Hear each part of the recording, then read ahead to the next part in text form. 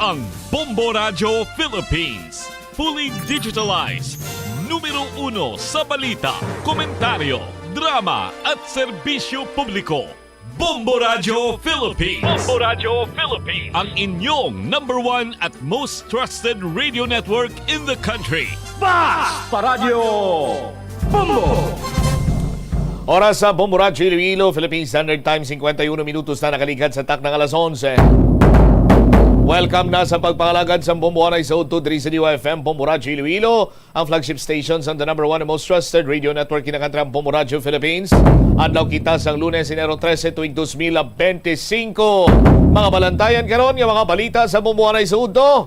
Task Force Assist na ubos na kakasantanan ng mga tarpaulin sa politiko sa mga judging area. Via PNP na establisar na nga wala sang sakay ang pastor halin sa Yabalay, suspect kay ginhapit lang sa dalanon. Comelec ginatag nga hindi required nga may representative halin sa ilahensya nga mag-upod sa checkpoint. Philippine Coast Guard 6 sa mas pabaskugon ng security and safety sa kang kanaman para sa nagahilapit ka national and local elections. Check alay naton si Bombo Jomar Villa, may flash report. Isa ka miyembro sa Iglesia ni Cristo naulugan sa matigas sini nga bagay na igo sa iya sini nga ulo na pilasan gid. Bombo Jomar sa report, please go ahead. Bombo Champ, no, sa latest diri karon confirm diri ni Sir Darwin Papa ang head sang response division sang CDR Rimo nga isa diri karon ka individual, no, ang pilason. Matapos nga aksidente diri kanahulugan, no. Gina-confirm pa diri karon kon ang nakaigo sa iya spotlight o kon speaker adre sa may Freedom Grandstand samtang nagapatikayon diri karon sa Grand Rally, no, ang mga katapo sa Iglesia ni Cristo confidential diri nga information nga ini siya ang isa ka miyembro sang nasambit diri karon nga Iglesia ni Cristo. So based rin sa pagsisa na tundugang, ang pila siningang kondo diri lapit siya siningang dang, ado mga 2 inches kuno, no, ang kadakuon sa pilas niya siningan na angkon diri Bobucham. Ako sa diin suno kay Mr. Papa, gilayon ini siyang pasakay sa ambulansya kay gidala diri sa may Western Visayas Medical Center ago tagaan diri sa naging sining pagpulong. Ang initial assessment nga conscious, no? Conscious ining nasambit sa individual asang gindala sa may hospital diri Bobucham agod nga tinapatan sa nagkikigo sila kapag bulong sa aton sila karon kabaga kabuputing isa sa ginapanawagan na sa CDR Rimo nga dapat maghalong kay subong grabe ang dapya sang hangin, no, medyo magkusog gawa may mga tendency kasi kung magkalatumba, no, ang mga kagabitan diri karon sa may Freedom Grandstand samtang nagapatigayon diri sa Grand Rally ang Iglesia ni Cristo sa Subo City karon nga mga tinion. Sir Darwin, sir, kasi maka istoryata da sigla, no. Sir, ang live kita sa Bombo Anay Soto with Bombo Champ sa Piat Linya. Ang information mo non stable na ang kondisyon sining individual na lugan, sir, sang bagay to? So far, as of last naton nga information from the patient, so far, ang okay naman ang ano niya, kinanglan lang gid for possible nga stitches ang samad niya. Kaya medyo dako ang injury niya. Ano sir, why ma-fix ang maayo how? Ang speaker to or do stuff like ibanto na kay gusto? I think lighting ang nahulog kay kung speaker, looking at the sizes ng speakers nga naka-install, the injury would even be more severe kung speaker di man nahulog. Most probably one of the lights siguro nga naka-install sa mga those stands nila ang natumba or nahulog during sa period nga naggulpi nagmadlos ang hangin kagina. So subong laumanta nga hindi na ni masulit ano mga adjustments sir nga ginhimo karon? Actually, we have already informed sa ilang ang mga lights nila, i-ensure nila na naka-fix properly. kag the same time nga hindi man matandog ang base niya para if ever nga magmadlos liwat ang hangin, hindi na maliwat ang natabuhay niya. Iyan ni ka city sa ring provide ang malait nga speaker.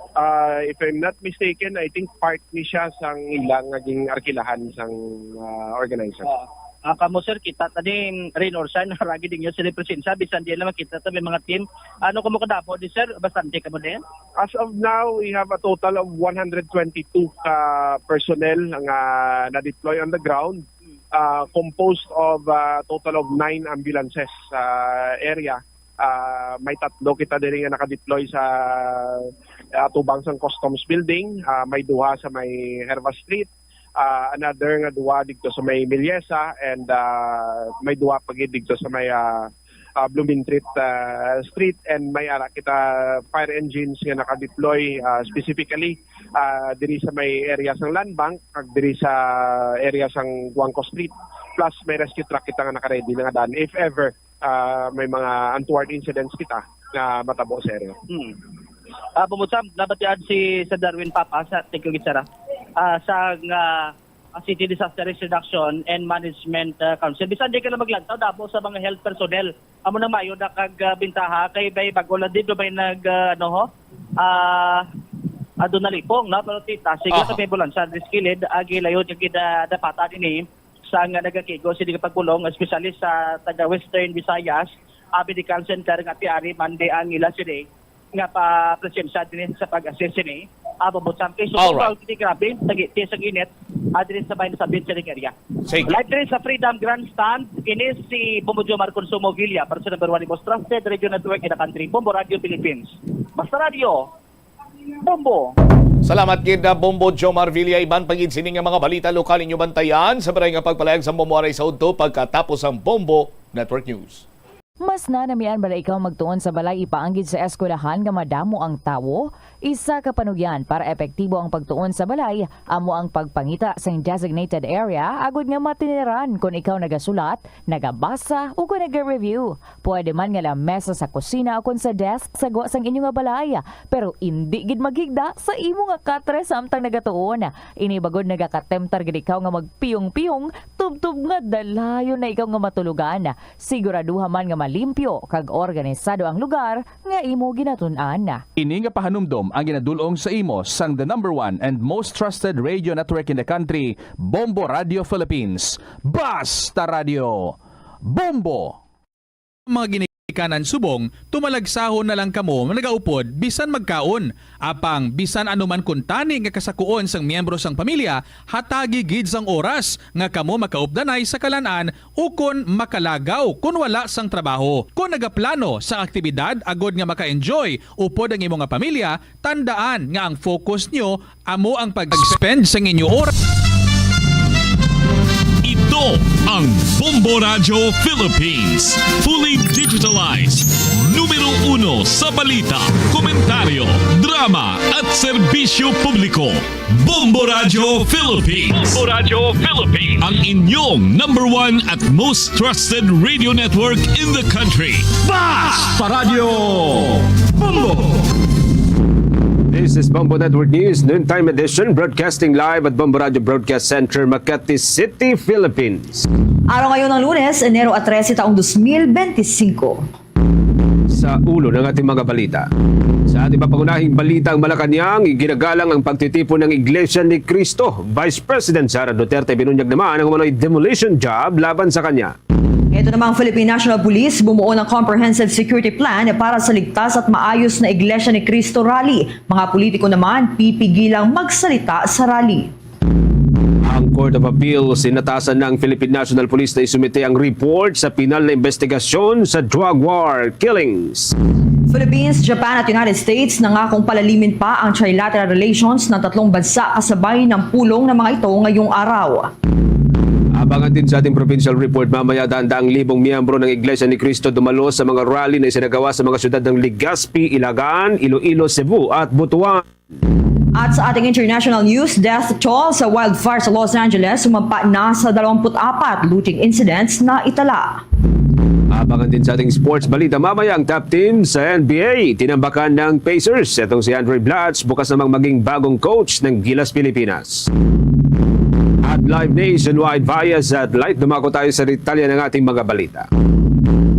Ang mapayapang pagtitipon ay karapatan na ginagarantihan ng konstitusyon, pinapahalagahan ng mga tao at kinikilala ng administrasyon ni Pangulong Ferdinand Marcos Jr. Ito ang binigyang diin ng Malacanang sa isang pahayag ni Executive Secretary Lucas Bersamin kaugnay ng pagtitipon nitong mga miyembro ng Iglesia ni Cristo ngayong araw. Tiwalang palasyo ng Malacanang na magiging mapayapa, matiwasay at makabuluhan ang National Rally for Peace. Ayon kay Bersamin, umaasa ang Malacanang na ang mga ipapahayag ng mga opinyon sa gawaing ito ay makakatulong sa paglilinaw sa mga usaping kinakaharap ng Pilipinas at maghatid sa atin ng tunay na pagkakaisa. Binigyang diin ni Bersamin ang kahalagahan ng pagkilatis at pakikinig sa lahat ng mga panig sa isang usapin na anyay siyang nagdudulot ng malinaw na hinaharap.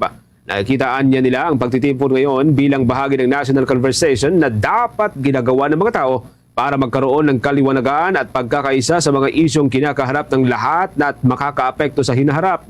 Kaugnay nito, inatasan naman ang kinaukulang ahensya ng gobyerno, kabilang ang nasa Peace and Order, Traffic and Transportation Management, gayon din ang Health Emergency Services na malalay para sa kakailanganing tulong ng mga mamamayan. Samantala, inihayag ni Vice President Sara Duterte na nagbayad ng paunang 25 million pesos ang kanyang mga kaaway sa politika para magsagawa ng mga pag-atake laban sa kanya. Sa isang meet and greet kasama ang kanyang mga taga-suporta sa Tokyo, Japan, sinabi ng opisyal na ito ay isang paunang halaga lamang at sigurado siyang may iba pang pondo na nakakalat para sirain siya. Ayon kay Duterte, noong taong 2023, ang budget ng Department of Education of the Office of the Vice President, sinabihan siya ng isang kakilala niya sa loob ng public relations industry sa National Capital Region na ang unang bayad ay 25 million pesos para sa mga atake laban sa kanya. Nakipagkita naman ang Vice Presidente sa kanyang mga taga-suporta sa Ginza, Tokyo, higit isang linggo matapos ang isinagawang rally ng mga ito sa Shibuya Crossing sa Tokyo, Japan, kung saan ipakita ang kanilang suporta kay Duterte. Sinabi rin ni Duterte na nagpagtanto niya na wala siyang mga kaibigan sa politika. Ilan sa mga umatake raw kasi sa kanya ay mga kaibigan niya mula pa noong 2016 o 2019 tuwing halalan. Sa kaugnay pa rin mga balita, mga kabombo, nakatakda ng makikasang panibagong prayer rally sa makasaysayang EDSA Shrine sa katapusan ng Enero ng taong kasalukuyan. Ito'y bilang protesta sa pambansang pondo ngayong taon kung saan wala pong inilang pondo para sa subsidiya ng PhilHealth at sa computerization program ng Department of Education. Ang retired Supreme Court Justice Antonio Carpio, inisyatiba ng Clergy for Good Governance, ang ilulunsad na prayer rally kasama ang iba't ibang mga civil society groups. Lalahok din sa rally ang mga grupong sumusuporta sa mga impeachment complaint laban kay Vice President Sara Duterte. Sa isang panayam, ginit ni Carpio na dapat ayusin ang pondo para ngayong taon at may balik ang budget sa orihinal na pinapanukalan ng Office of the President para yan sa PhilHealth. Saan pa niya na maaari pa umanong maayos ang pondo sa pamamagitan ng supplemental budget na maaaring gawin anumang oras.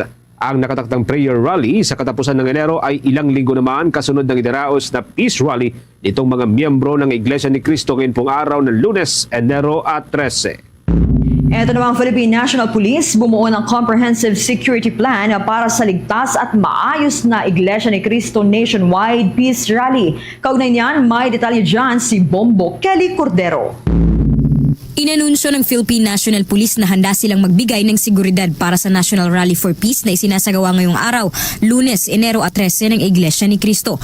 Ayon kay Philippine National Police Chief, Police General Romel Francisco Marbil, inaasahang magiging isang malawakang pagpapakita ito ng pagkakaisa at kapayapaan na magtitipon-tipon ng inaasahang nasa humigit kumulang 1.5 milyon na miyembro ng INC o Iglesia ni Cristo, lalo na sa National Capital Region at iba pang mga lugar sa buong bansa. Biniging diin ni General Marbil ang mga paghahanda ng pambansang pulisya para sa event ngayong araw. Kabilang na raw dito ang koordinasyon sa mga organizer ng INC, mga hakbang para sa kontrol ng trapiko at mga tao, pati na rin ang deployment ng mga pulis sa mga strategic areas. Ayon sa PNP Chief, ang matagumpay na pagdaraos ng translasyon noong nakaraang linggo ay patunay sa kakayahan ng pambansang pulisya na pangasiwaan ng mga kagaya nitong malalaking pagtitipon. Anya, isa sa pinakamahalaga sa pagkontrol at pagtiyak ng seguridad tuwing may malalaking pagtitipon ay ang maayos na koordinasyon. Congratulations muna dun sa Manila Police, sa NCRPO for a peaceful and orderly conduct of your Black Massacre. Maraming salamat po sa tulong nyo. Cooperation will always be and collaboration will always be the best. Best ingredient para maging peaceful ang ating endeavor. Bukod sa pagbibigay seguridad sa mga venue ng peace rally, bumuo rin ng PNP ng Comprehensive Security Plan. Kabilang na ang pagpapakalat ng sapat na bilang ng mga tauhan sa mga pangunahing lokasyon tulad ng Liwasang Bonifacio sa Maynila at iba pang regional sites. Nakipag-ugnayan na rin daw ang Philippine National Police sa Metropolitan Manila Development Authority or MMDA para pamahalaan ang daloy ng trapiko at maiwasan ang malaking abala sa mga kalsada. May mga medical team, quick reaction forces at monitoring units na rin na naka-standby para tumugon sa anumang uri ng emergency. Para sa Bombo Network News, Bombo Kelly Cordero nag-uulat para sa number 1 and most trusted radio network in the country, Bombo Radio Philippines. Basta Radio, Bombo! Sa kaugnayong balita mga kabombo, update po tayo sa lagay po ng trapiko sa paligid po ng Quirino Grandstand. Bahagyan daw hong bumagal kasabay po ng rally na isinasagawa ng mga miyembro ng Iglesia ni Cristo. May update live si Bombo Bea Peniza. Bombo Genesis, Bombo Jai, kasalukuyan ng mabigat ang daloy ng trapiko sa paligid ng Quirino Grandstand sa mga oras na ito, ilang oras bago ang mismong umpisa ng programa ng ating mga kapatid sa Iglesia ni Cristo. Dahil nga sa mga nagsarang mga daanan, partikular na sa bahagi ng Taft Avenue at United Nations Avenue, bumigat ang daloy ng trapiko sa mga pangunahing lansangan ngayong araw. Ito ay inasahan na ng Metropolitan Manila Development Authority dahil sa gaganaping National Rally for Peace ng mga miyembro ng INC mamayang pasado alas 4 ng hapon dito sa Quirino Grandstand. Ayon kay MMDA Chairman Atty. Don Artes, tinatayang nasa 15,000 na mga sasakyan ang bitbit ng ating mga kapatid mula sa INC para sa naturang programa. 1,000 dito ang mga bus, 2,000 ang mga minibus at ang mga natira na ay mga private vehicles at mga vans na siyang bumubuo sa 15,000 na mga sasakyang lulan ang kanilang mga miyembro mula sa iba't ibang bahagi ng bansa. Inaasahan din anya ng kanilang pamunuan na makakaranas ng matinding trapiko hanggang mamayang gabi, lalo na at hapon pa ang opisyal na pag-uumpisa ng programa nila dito. Inaasahan din na tsaka lamang muling aalwan ang mga lansangan dito sa paligid ng Quirino Grandstand Martes ng umaga dahil sa mga cleaning operations na ikakasapa sa mga lansangan ito. Kaugnay niya, pakinggan natin ang mga pahayag ni Atty. Don Artes. About 15,000. I understand 3,000 truck buses, tapos mga 1,000 plus buses and 2,000 plus na mga minibuses, tapos vans and private vehicles po. Yung nagko-compose ng 15,000. Tsaka jeeps. Ma-expect natin yan hanggang sa Monday night. So, pag naman nagtapos yung programa, syempre, sa dami nitong vehicles na ito, pag-exit nila, papunta ng SLEX, NLEX, traffic pa rin yan. So, expect natin yan mag-i-ease up na Tuesday morning. Samantala, Bombo Genesis, Bombo Jai, nagpaalala naman si Artes na kahit sa labas ng pagdadausan ng naturang programa ay hindi dapat barahan ang entrance at exit sa lugar at maski ang mga daanan sa paligid nito. Dapat anya ay mapanatili ang single lane parking para sa mas maayos na daloy ng trapiko. Kaugnay niyan, pakinggan pa natin ang mga pahayag ni Atty. Don Artes. Sa labas noong venue, hindi po dapat barahan completely ang karsada. So, dapat po i-maintain natin yung single lane na parking. Otherwise, yung mga magbabiolate, hindi po kami mangingiming tikitan at kung kailangan ay ito. Kaugnay nito, ang mga hindi naman susunod ay agad napapatawan ng violation tickets bilang parusa sa mga hindi susunod sa patakaran na ito. So far, Bombo Genesis at Bombo Jai nasusunod naman ang single lane parking sa ngayon at wala pa naman tayo napapansin na lumalabag sa patakaran na ito. Bombo Genesis, Bombo Jai. Alas 12 na ng tanghali, Bombo Bea, no? Kamusta yung dagsa? Mayroon pa bang mga dumarating umahabol before yung 4 p.m. na start? Kasalukuyan, Bombo Genesis, puno na yung saradong lane ng bahagi ng Rojas Boulevard kung saan marami tayong nakikitang mga nakaputing t-shirt kung saan ito yung mga kapatid natin sa Iglesia ni Cristo. And then yung bahagi naman ng service road, barado na rin sa kasalukuyan kasi ilan sa mga sasakyan ay dito din nagpa-parking.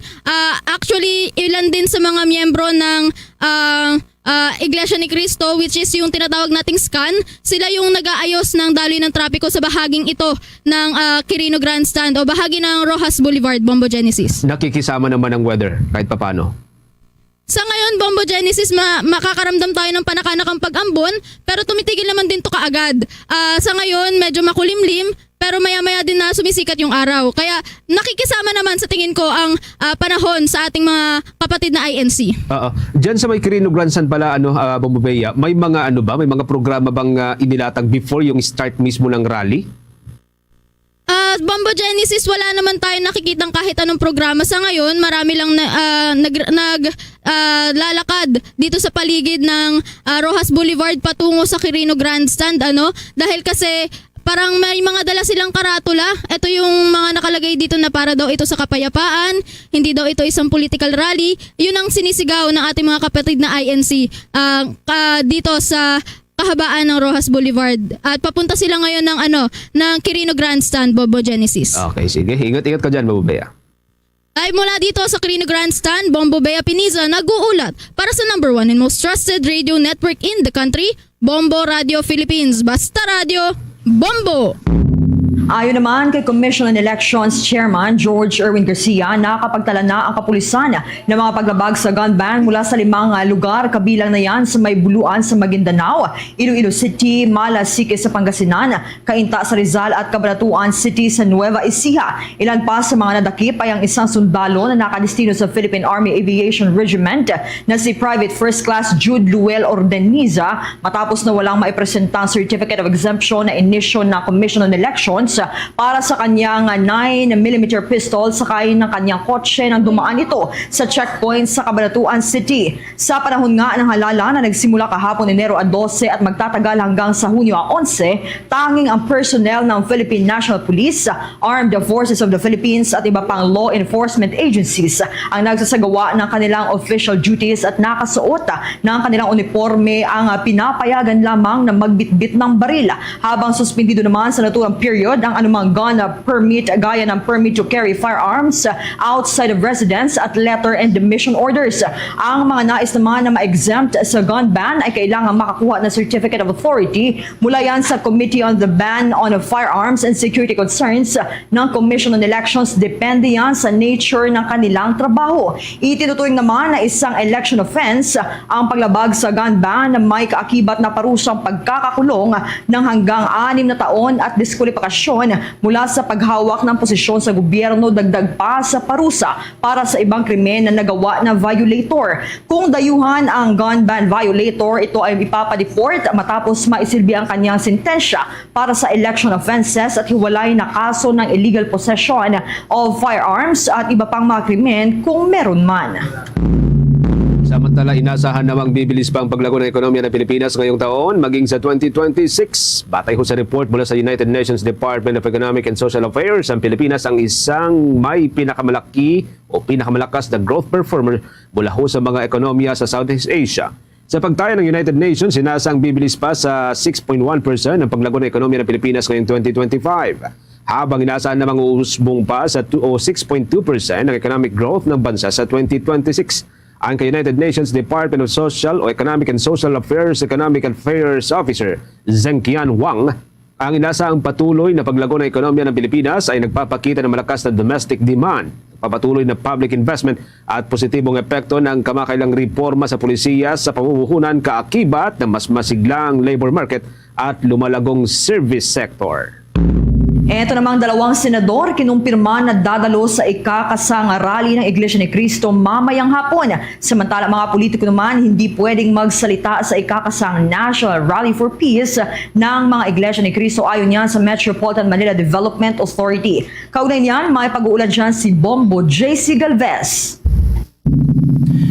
Dadalo mamayang hapon sa ikakasang National Rally for Peace ng Iglesia ni Cristo sa Quirino Grandstand sina Senador Ronald Bato de la Rosa at Senate Majority Leader Francis Tolentino. Ayon kay de la Rosa, ang isasagawang rally na ito ng Iglesia ay bahagi ng kanilang karapatang pang-demokrasya. Bukas din ito anya sa lahat, kaya pupunta siya rito. Noon nang sinabi na iglesia na ang rally ay pagpapahayag ng suporta sa pagtutol ni Pangulong Ferdinand Marcos Jr. sa impeachment laban kay Vice President Sara Duterte. Iginit ang senador na kung sinasabi sa survey ng 41% ay pabor sa impeachment case laban sa bise, nangangahulugan ng natitirang porsyento ay ayaw sa impeachment proceedings. Bukod kay De La Rosa, dadalo rin mamaya sa rally si Tolentino. Ayon kay Tolentino, ang isasagawang Rally for Peace na iglesia ay mahalagang paalala na may pangangailangan para sa unity dialogue at pagkakaisa sa gitna ng mga hamon na kinaharap ng Pilipinas. Una nang sinabi ng Metropolitan Manila Development Authority o MMDA ng National Rally for Peace ng Iglesia ni Cristo ay hindi maaaring gawing politikal. Kaya naman pinagbabawalan ang mga politiko na magsalita na may kaugnayan sa politika. Ay hindi pwedeng gawing political rally ito. So, absolutely daw po, any politician ay hindi pwedeng magsalita. Para sa Bombo Network News, ako si Bombo JC Galvez, nag-uulat para sa number 1 and most trusted radio network in the country, Bombo Radio Philippines, Basta Radio. Bombo! 18 minuto makalipas, mga kabombo, alas 12 ng katanghalian. Ang malakihang peace rally ng Iglesia ni Cristo ay paraan umano para pagtakpan ang pananagutan ni Vice President Sara Duterte sa issue ng katiwalian. Election po ito ng ACT Teachers Party List Representative at House Deputy Minority Leader si Congresswoman Franz Castro sa peace rally ng Iglesia ni Cristo ngayon hong araw. Ang kay Castro, planado ang malakihang pagtitipon para protektahan ang pangalawang Pangulo sa alegasyon ng questionableng paggamit ng 2022 at 2023 confidential fund ng Office of the Vice President at ng Department of Education ng siya pa ang kalihim.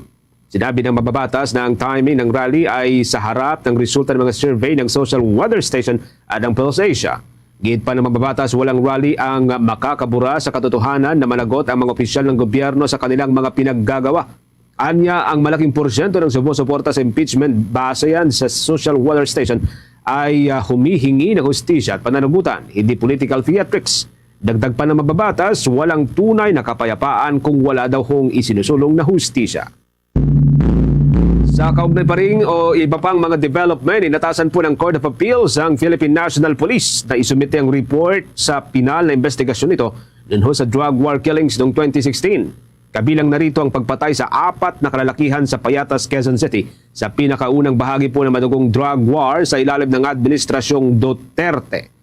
Sa 6 na pahinang resolusyon na may petsang Enero at 3, kinatigan ho ng Appeals Court ang musyon ng nag-iisang survivor sa naturang insidente na si Efren Morillo na humihiling na atasan ang Philippine National Police na bigyan siya at ang mga kamag-anak ng 4 na nasawing individual ng kopya ng kanilang huling investigation report. Sa desisyon ng korte, inatasan ang Philippine National Police Directorate for Investigation and Detective Management na magbigay ng kopya ng investigation result kaugnay sa pagkamatay nitong sina Marcelo Daa Jr., Rafi Gabo, Anthony Comendo at Jesse Cule. Ngayon din ang frustrated murder kay Morillo noong Agosto 21 ng taong 2016. Tinukoy ho ng Court of Appeals ang isinagawang legislative hearings kung saan tumestigo sina dating Pangulong Rodrigo Roa Duterte at dating Philippine National Police at kasalukuyang Senator Ronald Bato de la Rosa. Dito nabunyag ang mga karagdagang ebidensya sa napaulat na irregularidad at mga nagawang paglabag sa karapatang pantao sa ilalim ho ng war on drugs at iba pang kaganapan na may kaugnayan sa manoy extrajudicial killings sa kampanya kontra iligal na droga. Kaugnay ho nito, ipinagutos naman ng Court of Appeals sa Philippine National Police na ipaalam sa korte kung nakompleto nito ang investigasyon at kung sakali man na natapos na ay dapat isumite ang final report sa loob ng 10 araw mula nang matanggap ang notice. Sakaling hindi pa nakompleto, dapat na magbigay ang Philippine National Police ng latest report at may kaugnayang mga dokumento mula sa nakalipas na 8 taon sa loob po yan ng parehong time frame. Una rito, nagugat ang kaso may kinalaman sa pagpatay sa 4 na individual mula sa ikinasang anti-drug operation ng Quezon City Police District noong Agosto 21 noong taong 2016, kung saan po base sa affidavit ng survivor, pinagbabaril ang kanyang mga kasamahan habang naglalaro ng billiard sa isang bahay. Sa kaugnay pang mga balita, dapat ituon ng House Quad Committee ang kanilang lakas sa pag-imbestiga sa paglaganap ng krimen sa bansa sa halip na ikulong ang mga dati at kasalukuyang opisyal na naglilingkod sa bansa. Ayon yan kay Senador Ronald Bato de la Rosa. Tugon ito ni de la Rosa matapos bisitahin ng burol ni Reynaldo Bigno Jr. na binaril ng isang pulis na umano'y nasa impluwensya ng droga sa loob ng pampasaherong bus sa Makilala, Cotabato. Giit ng Senador, ang pagdami ng mga kriminal ang dapat na sinisilip ng Quad Committee, hindi ang mga pulis na nagtatrabaho ng maayos. Binanggit nito si General Wilkins Villanueva na pinatawan ng citation for contempt para sa dating Philippine National Police Chief hindi na sumusunod sa otoridad ng mga kriminal dahil iniimbestigahan na sila ng House Quad Committee sa kanilang mga investigasyon. Pinangunahan ni De La Rosa ang war on drugs noong Administrasyon Duterte bilang siya ang Philippine National Police Chief noong 2016. Binigyan diin ng Senador ang pangangailangang ipagpatuloy ang kampanya laban sa illegal na droga pagkatapos ng termino ni dating Pangulong Rodrigo Duterte sa gitna na rin anya ng paglaganap ng illegal na droga dahilan ng paglaganap ng mga krimen sa bansa. Oras na natin 23 minutes makalipas ang alas 12 ng tanghali. Nananawagan naman ang Office of Civil Defense sa mga lokal na opisyal sa Negros Island Region na muli pong i-assess ang kanilang desisyon na payagan ang libo-libo mga evacuees na bumalik na sa kanilang tahanan. Ito'y sa gitna pa rin ng tuloy-tuloy na pag-alboruto ng Bulkan Kadlaon. Batay na rin yan sa monitoring ng Philippine Institute of Volcanology and Seismology o PHIVOLCS. Kabilang sa mga pinapakiusap ng Office of Civil Defense ang mga local officials sa Bago City at La Castellana na kapwa mula dyan sa may Negros Occidental na umano'y pumayag ng pabalikin ang mahigit 4,000 evacuees sa kanilang tahanan. Apela ni Undersecretary Ariel Nepomuceno, kailangan pong pag-aralan muli ng mga local officials ang kanilang desisyon, lalo na at tumataas pa niya ang tsansang umabot pa sa Alert Level 4 ang alertong itinaas sa naturang bulkan. Kapag kaumabot nito, otomatikong palalawakin na ang ikinokonsiderang danger zone sa bulkan mula sa kasalukuyang 6 na kilometro patungo yan sa 10 kilometro. Ayon pa rin kay Nepomuceno, dapat ikonsideran ng mga local officials ang mga babalang inilalabas ng PHIVOLCS at sa halip ay paghandaan ng worst case scenario o mas mapanganib na pagputok ng bulkan. Mahalagaan niyang maprotektahan ang bawat buhay, salig na rin sa pagnanais ng pamahalaan na maabot ang zero casualties na siyang pangunahing prioridad sa kasalukuyan. Samantala, nakatakdang isumite ng Armed Forces of the Philippines sa Commission on Elections ang resulta ng isinagawang background check sa mga kandidato para sa nalalapit na midterm elections sa Mayo 2025. Layunin ng pagsusuri na tiyaking wala ng makakalusot na tulad ni Alice Guo, ang nahalal na alkalde ng Bamban Tarlac noong Mayo 2022 na nasangkot umano sa peking dokumento at ilegal na operasyon ng Philippine Offshore Gaming Operators o POGOS. Ayon kay Armed Forces of the Philippines Chief General Romeo Bronner Jr., ang hakbang ay tugon sa hiling ng Commission on Elections na gawing malinis at ligtas mula sa impluwensya ng mga dayuhan ng eleksyon. Sinabi rin niyang isinasagawa ang background checking gamit ang intelligence operations ng Armed Forces of the Philippines at anumang matuklasang red flag ay agad ipapaalam sa Commission on Elections para sa nararapat na aksyon. Ipinaliwanag ni Armed Forces of the Philippines spokesperson Colonel Francel Margaret Padilla na target nilang makumpleto ang pagsusuri bago ang halalan, ngunit nakakadepende ito sa lawak ng kanilang intelligence gathering. Bukod sa Armed Forces of the Philippines, aktibo namang nakikipagtulungan ng Philippine National Police sa background checking ng mga kandidato. Samantala, binigyan din ni Comelec Chairman George Erwin Garcia na isa sa mga pangunahing layunin nila ay ang maiwasan ng foreign funding na maaaring magamit sa vote buying. Sa iba pang mga development, kuha po tayo ng mga update dito po sa pinag-usapan mga kaumbon ng mga pinuno ng Pilipinas, Japan at US. Ang tatlong bansa nangako pong palalimin pa ang trilateral relations ng mga ito. May mga development po dyan si Bomboana Lee Soberano. Nangako ang Pilipinas, Estados Unidos at Japan na mas palalimin pa ang kanilang trilateral relations, partikular sa larangan ng ekonomiya, seguridad sa karagatan at teknolohiya. Sa isinagawang trilateral phone call kasama sina US President Joe Biden at Japan Prime Minister Ishiba Shigeru, sinabi ni Pangulong Ferdinand Marcos Jr. na kumpiyansa siyang magpapatuloy ang mahigpit na pagtutulungan ng tatlong bansa upang mapanatili ang mga tagumpay na naabot sa pagpapalakas at pagpapalalim ng kanilang ugnayan. Una nang nagpulong ang tatlong leader sa isang trilateral summit noong April 11, 2024 sa Washington, D.C. kung saan muling pinagtibay ang kanilang pangako sa isang mapayapa, ligtas at maunlad na Indo-Pacific region alinsunod sa pagpapahalaga sa demokrasya, rule of law at karapatang pantao. Ayon kay Pangulong Marcos, mula nang mailatag ang Trilateral Joint Vision Statement noong April, malaking progreso na ang nakamit sa pagpapatupad ng bilateral at trilateral cooperation sa mga usaping may mahalagang interes sa tatlong bansa. Anya, kabilang dito ang inklusibong paglago ng ekonomiya, pagpapaigting ng teknolohiya, pagtutulungan sa usaping pangklima at malinis na enerhiya at pagsusulong ng kapayapaan at seguridad. Sinang-uyunan naman ito ni Pangulong Biden ang pahayag ni Pangulong Marcos at binigyang diin ang makasaysayang progreso sa larangan ng seguridad sa karagatan, ekonomiya, teknolohiya at dekalidad ng mga infrastruktura mula sa kanilang pulong sa nakalipas na taon. Binigyang diin naman ni Prime Minister Ishiba ang kahalagahan ng pagpalalim din ng trilateral cooperations kung saan kinikilala rin nito ang mga tagumpay na nakamit mula sa nakaraan nilang pulong noong 2024. Samantala, pinuri naman ng Amerika ang diplomatic response ni Pangulong Marcos sa pagiging agresibo at mapanghas na aksyon nito laban sa West Philippine Sea. Live mula sa Malacanang, Bombo Anali Montaño Soberano nag-uulat para sa number 1 and most trusted radio network in the country, Bombo Radio Philippines, Basta Radio. Bombo! Bombo International News.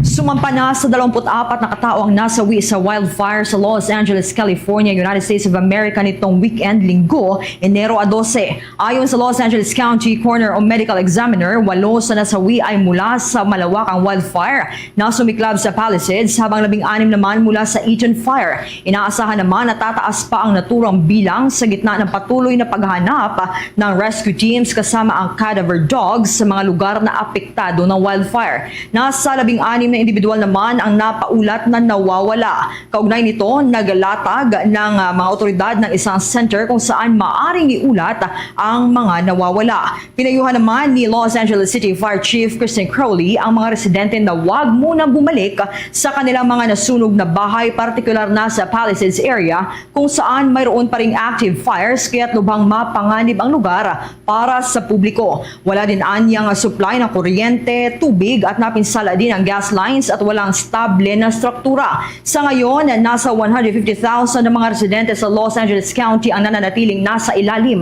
ng evacuation orders.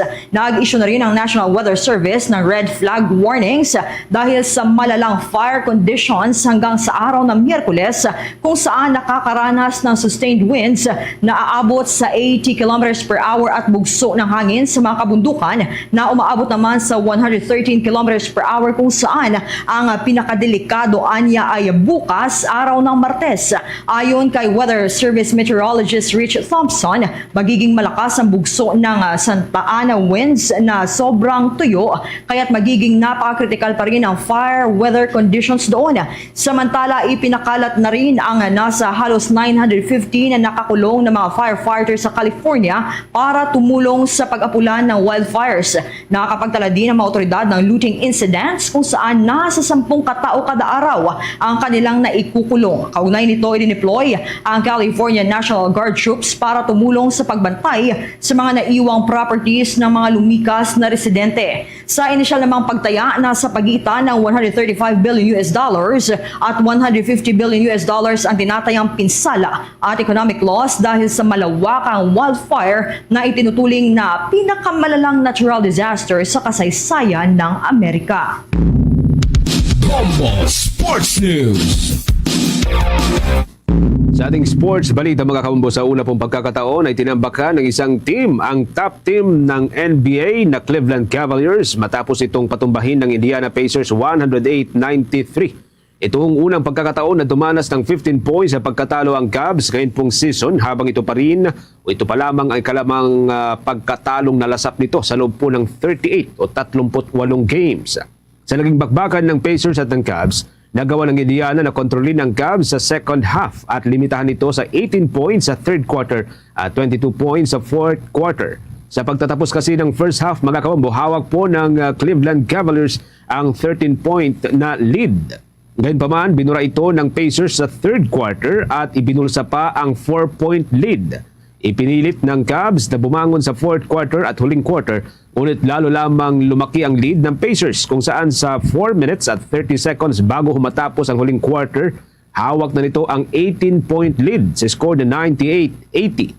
Sa tulong ng sunod-sunod na huyan na shots nitong si Pascal Siakam, hindi na nakabawi pa ang Cleveland at tuluyan pong natapos ang laban sa score na 108-93. Pabor po yan sa Indiana Pacers. Bagaman walang player ng Pacers ang nagbulsa ng 20 points o higit pa, nagawa po ng 6 na player nito na magpasok ng tig-double-digit score sa pangunan nitong si Pascal Siakam, isa pong NBA champion na nagpasok ng 18 points at 9 na rebounds. 15 points at 10 rebound naman ang ambag ng big man na si Miles Turner. Hindi rin naging balakid sa Pacers ang 2 puntos lamang, 1 rebound at 5 assists na naihistro ng star player nito na si Tyrese Haliburton. Sa pagkatalo po ng Cavs, mistulang minalas ang 2 nitong starting guard na si Donovan Mitchell at itong si Darius Garland. Tanging 7 lamang mula sa 17 shots nitong si Mitchell ang pumasok habang 7 mula sa 16 na shots naman na pinakawalan ni Garland ang naipasok. Pawang negative ang nairehistro ng first 5 ng Cavs, hindi po tulad sa mga nakalipas na laro ng mga ito. Maalalang sa 4 po na naunang pagkatalo ng Cavs, hindi nalalayo ang score nito sa mga winning team. Kinabibilangan po ito ng Boston Celtics 122-108. Ang Miami Heat 122-113 at ang back-to-back loss na dinanas mula sa Atlanta Hawks 135-124 at 117-102. Karagdagan pa rin sa ating sports balita mga kabombo Castar Nation, ang dating Gilas player na si Andre Blatch bukas sa pagkakataon na magsilbing coach ng pambansang koponan sa kanyang pagre-retiro. May update po dyan si Bombo Grant Hilario. Bukas ang dating Gilas player na si Andre Blatch sa posibilidad na makapagsilbi bilang coach ng pambansang koponan. Pinagpaplanuhan niya na kasi ang magiging takbo ng kanyang basketball career sa kanyang nalalapit na pagre-retiro. Ayon sa kanya, malugod niyang tatanggapin ang pagkakataon sakaling mabigyan man siya ng oportunidad na makibahagi sa Gilas Pilipinas program. I would love to. You know, I could go out there be a good coach, big man coach for the big guys. I mean, I'm getting to the age where it's almost over. At this point, this might be my last show this year actually, and if anything next, it'd be a little bit of coaching or something in that area. Maalala na si Blatch ay tumulong at nag-ambag din sa koponan ng bansa matapos niyang maglaro bilang naturalized player noong 2014 hanggang 2019. Kaya naman, lubos na nagpapasalamat ang dating Gilas player lalo na sa kanyang mga nakasama maglaro at sinabi pang ituturing niyang ikalawang tahanan ang bansang Pilipinas. Oh yeah, definitely. So many memories. It made Philippines like second home for me. Just the love and support. The families I made, my teammates and coaching staff is just amazing. I think this tournament might be my last tournament. Of course, we want to go out with a bang and get go out there and win the championship. Bago magpaalam sa kanyang paglalaro, makikita siyang muli ngayong taon sa koponan ng Strong Group Athletics para sa Dubai International Basketball Championship. Posibleng dito na huling makikita na maglaro ang Natura basketball player bago ang kanyang napipintong pagre-retiro sa larangan ng professional basketball. Para sa Bombo Network News, Bombo Grant Hilario nag-uulat para sa number 1 and most trusted radio network in the country, Bombo Radio Philippines. Basta Radio, Bombo! Ito namang text spoofing, text blasting, ikinababahala ng Commission on Elections para yan sa Election 2025. Kaugnay niyan, may pag-uulat si Bombo Isa Cotoner. Bombo Genesis, Bombo Jai, ipinahayag ni Commission on Elections Chairman George Erwin Garcia na isa sa mga kinababahala nila ngayong darating na halalan ay ang paglaganap ng text spoofing, text blasting o iba pang may kinalaman sa information technology. Ang text spoofing ay ang panggagaya ng pangalan ng kumpanya o ahensya para makapasok mismo sa lehitimong text thread. Samantala, ang text blasting naman ay yung isahang pagpapadala ng text messages sa mga maramihang receivers. Ito ang may kinababahala ng komisyon sa darating na halalan dahil maaari itong hindi makontrol. Ayon sa poll body, mahirap ma-monitor ang mga may kinalaman sa information technology kaya naman patuloy pa rin ang puspusang pagkikipag-ugnayan ng poll body sa National Telecommunication Commission at Department of Information and Communications Technology para i-monitor at pigilan ang mga ganitong gawain, lalo na't pumasok na ang election period. Ito ang pahayag ni COMELEC Chairman George Erwin Garcia. Sa linggo, makikipag-memorandum agreement na kami sa NTC para mas mapadali po ang ating pong monitoring at na-report din sa kanila kaagad. Hindi lang po yung mga ganyan, kung hindi yung mga text blast. Alam niyo po yung text blast, prohibited po yan sapagkat pagdanakaw po yan ng ere ng mga established na mga telecommunication company. At the same time, nakakatakot po yan sapagkat minsan, just sinasabi nila, upgraded na raw ngayon yung mga text blast machines na imported from abroad sapagkat pwedeng palabasin na kayo ang nagpapalaganap ng mga text na ito. Kaya naman pinalalahanan din ni Garcia ang publiko na maging maingat sa mga misinformation at disinformation na kumakalat ngayong papalapit na ang halalan. Pakinggan natin ang paalala ni COMELEC Chairman George Erwin Garcia. Akin pong pinabibirin sa sambayanan, always counter-check. Ang ibig sabihin, kung tayo nagre-rely sa balita sa ating pong social media, maganda rin po lagi tayong titingin sa mga balita sa mainstream media. Sapagkat iba po ang taas at antas ng professionalism at standard na ipinapatupad ng nandyan po sa mainstream media. Hindi naman sa minamaliit natin yung nasa social media dahil madami na rin po yung nasa mainstream media may presensya sa social media. Kaya lang, counter-checking, fact-checking is very, very important. Mahirap mabiktima ng fake news. Mas mahirap ang tayo ang nafe-fake news. Yan muna ang updates mula rito sa Commission on Elections. Bombo Genesis? Okay. Anong sabi dito ng Commission on Elections? May mga gagawin ba silang lalo pang paghihigpit? Kasi maalala ko, 2016, merong kumalat na parang text blaster gadget yata. No? Baka magamit ulit ngayong halalan? Sa ngayon, no, Bombo Genesis, ayon sa komisyon, ngayong linggo ay makikipag-ugnayan na sila sa National Telecommunication Office at sa DICT para nga i-monitor itong mga maaaring pumasok lalo na't ngayon ay election period na mga text spoofing at text blasting. Okay, sige. Maraming salamat. Ingat ka dyan, Buwisa. Updates mula rito sa Commission on Elections para sa Bombo Network News. Bombo East sa Cotoner nag-uulat para sa #1 and most trusted radio network in the country, Bombo Radio Philippines. Basta Radio, Bombo! Ngayon, dumako na tayo sa mga pag-uulat ng ating kasamahan doon sa probinsya. Itong National Rally for Peace ng Iglesia ni Cristo sa Legazpi City. Hindi napigilan ng pag-ulan. Tinatayang nasa 30,000 na katao dumalo sa aktibidad. May pag-uulat dyan ng Bombo Radio Legazpi. Hindi napigilan ng malakas na pagulan sa lungsod ng Legazpi ang pagsasagawa ng National Rally for Peace ng mga kasapi ng Iglesia ni Cristo. Nagtungo pa sa lungsod ang mga miyembro nito mula sa iba't ibang mga lalawigan sa rehiyong Bicol. Kahapon pa lamang ay dumating na sa lalawigan ng Albay ang mga kalahok mula sa lalawigan ng Catanduanes, Masbate, Sorsogon, Camarines Sur at Camarines Norte. Ayon kay Legazpi City Police Station spokesperson Police Executive Master Sergeant Carlos Pania sa panayam ng Bombo Radio Legazpi na mahigpit ang seguridad na kanilang inilatag upang masiguro ang kaligtasan ng mga kalahok sa aktibidad. Tinataya naman na nasa humigit kumulang 30,000 na mga kasapi ng Iglesia ni Cristo ang dumalong sa naturang aktibidad na ginaganap sa Sawangan Park sa lungsod ng Legazpi. Nabatid naging mapayapa naman ang pagsisimula ng aktibidad sa kabila ng masamang lagay ng panahon.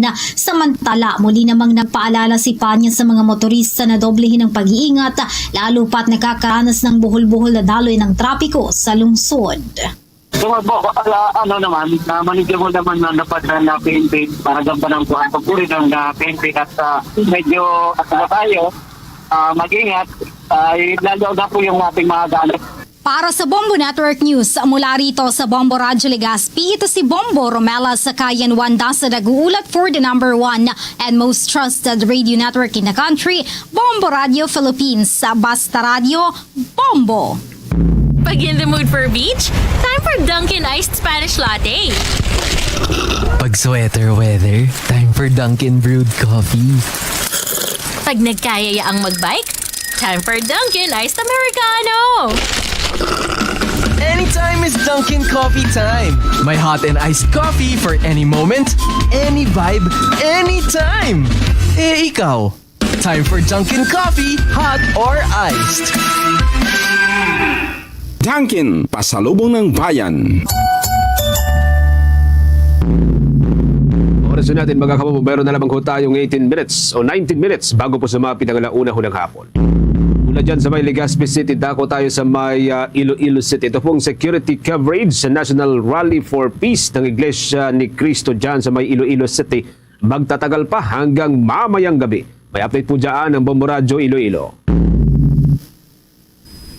Magtatagal pa hanggang mamayang gabi ang security coverage sa isinasagawang Peace Rally ng Iglesia ni Cristo sa Iloilo Freedom Grandstand sa Iloilo City. Sa panayam ng Bombo Radyo Iloilo kay Police Colonel Kim Ligada, ang direktor ng Iloilo City Police Office, sinabi ito na ang mga pulis ay itinalaga sa paligid at maging sa mga ruta na maapektuhan ng pagsasara ng ilang mga lugar. Nakipag-ugnayan na rin sila sa pamunuan ng Iglesia ni Cristo. Nabatid kay Ligada na isinara na mga pangunahing kalsada sa lungsod para sa National Rally for Peace.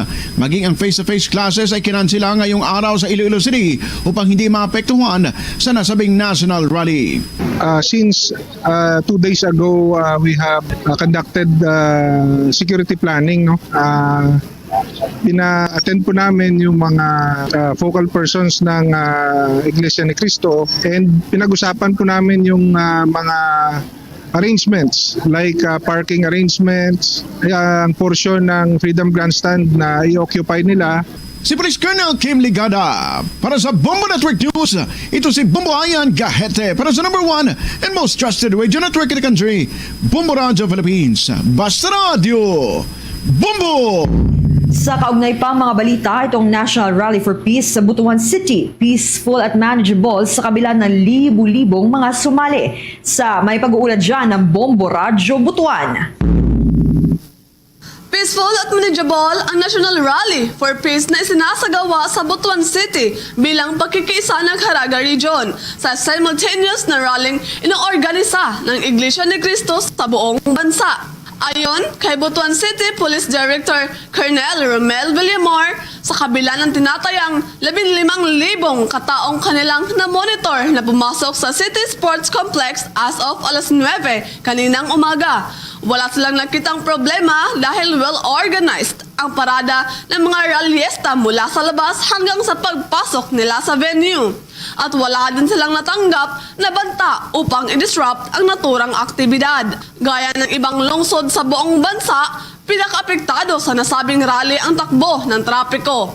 Kung kaya't, inireroute ng City Transportation Traffic and Management Department ang mga sasakyang may ruta sa mga daan sa paligid ng sports complex. So lahat ng areas meron tayong pulisyan, tsaka meron din tayo traffic enforcement unit na bibigay ng iya kahit sa mga sasakyan na nagdadrop ng mga delegado na nagagaling sa ibang lugar dito sa rehiyon.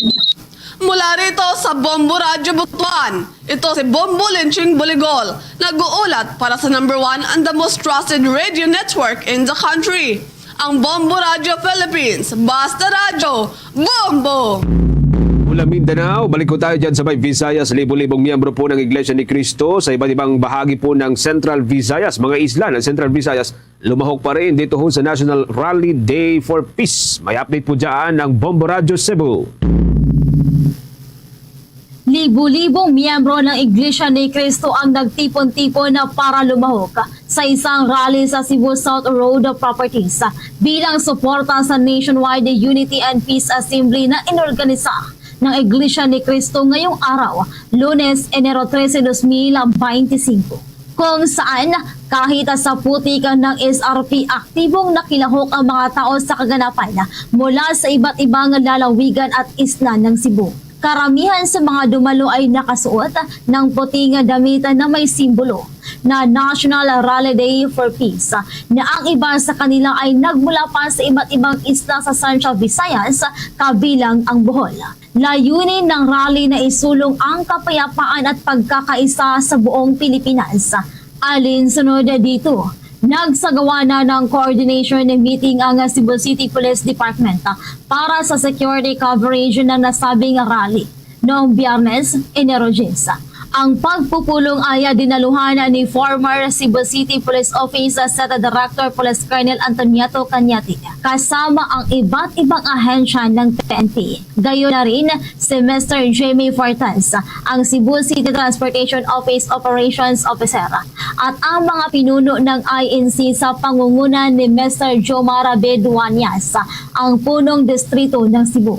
Nakatuon ang agenda sa security plan, crowd control measures at traffic management para sa event, kung saan ito ay naglalayong magtatag ng mga komprehensibong hakbang para sa seguridad upang matiyak ang maayos at ligtas na pagsasagawa ng rally na inaasahang dadaluhan ng humigit kumulang 30,000 hanggang 40,000 na kalahok. Sa panayam ng Bombo News Team kay Police Major Efren de la Cruz Diaz Jr., ang hepe ng Mambalinga Police Station, sinabi nito na nasa mahigit kumulang 230 na kapulisan ang pinakalat sa nasabing event at may mga kapulisan pa na nakastandby sa headquarters. Pero sa PNP alone, 230. Pera pa yung mga naka-civilian uniform natin na nakalatag sa baba. At saka meron din tayo standby na personnel sa from Cebu City and the RPHAS. Sa estimated crowd, according sa CDR Remo, nasa 35,000. Mula rito sa probinsya at lungsod ng Cebu, Bombo Jeremy Balingit para sa number 1 and most trusted radio network in the country, Bombo Radio Philippines. Basta Radio, Bombo! Samantala, mahigit 50 individual naman nakiisa sa National Rally for Peace ng Iglesia ni Cristo sa City of Ilagan. Ilang mga non-Iglesia ni Cristo member nakiisa rin sa naturang rally. Kaugnay niya, narito ang buong detalye sa pag-uulat ng Bombo Radyo Kawayan.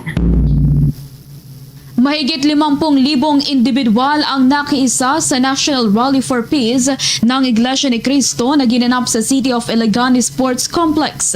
Alas 4 pa lamang kaninang madaling araw ay nagsimula ng magsidatingan ang mga kalahok mula sa iba't ibang lalawigan tulad ng Isabela, Quirino, Nueva Vizcaya, Cagayan, maging sa lalawigan ng Kalinga.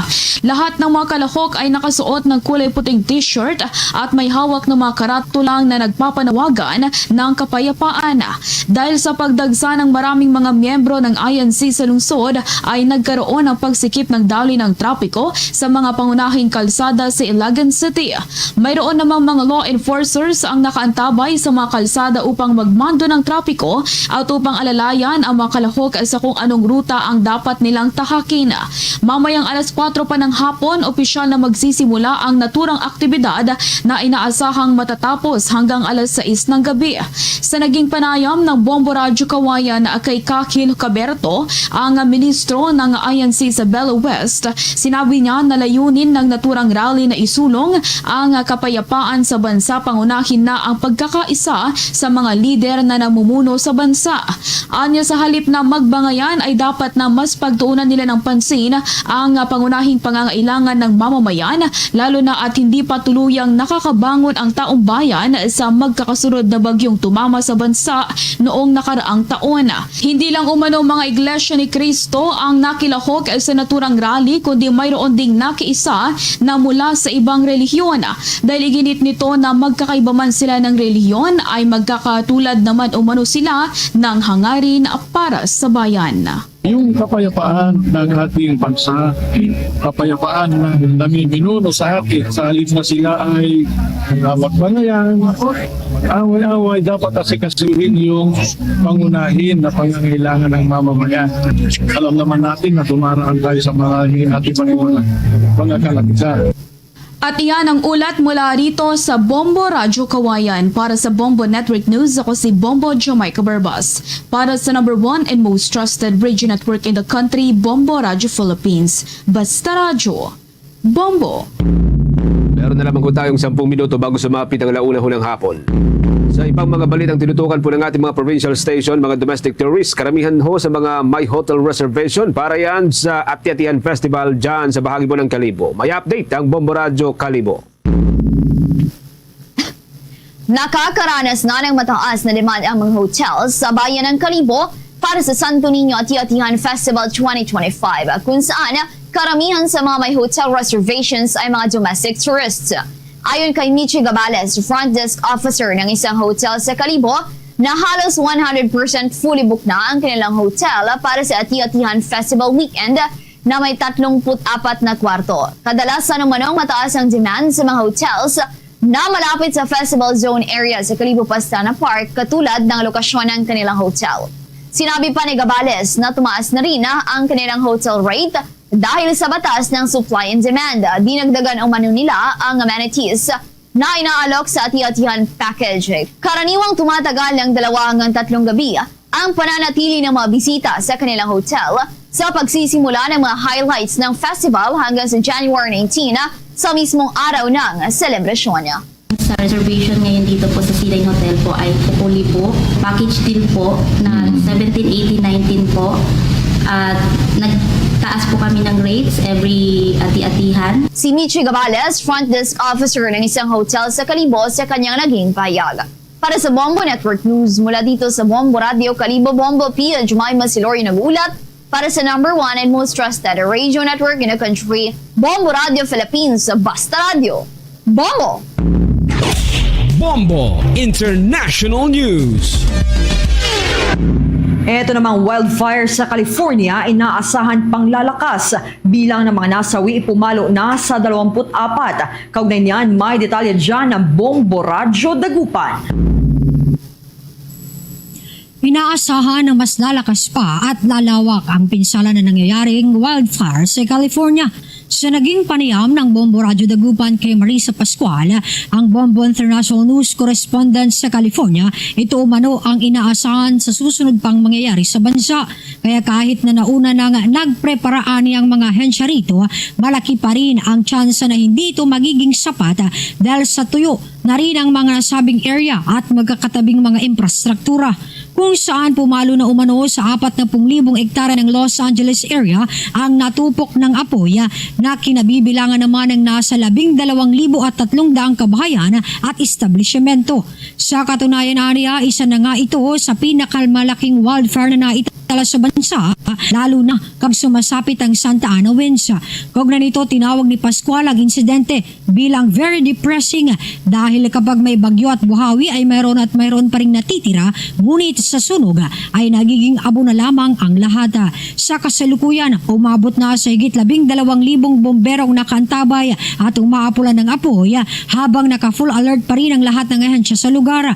Palala naman ito sa mga apektado na maging matatag at maging alerto pa rin sa mga mapagsamantalang individual na patuloy na gumagawa ng krimen gaya na lamang ng scamming at fraud.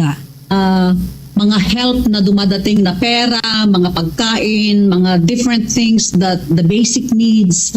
Marami ng mga nag-organize, napakarami sa Filipino community natin are ready to help.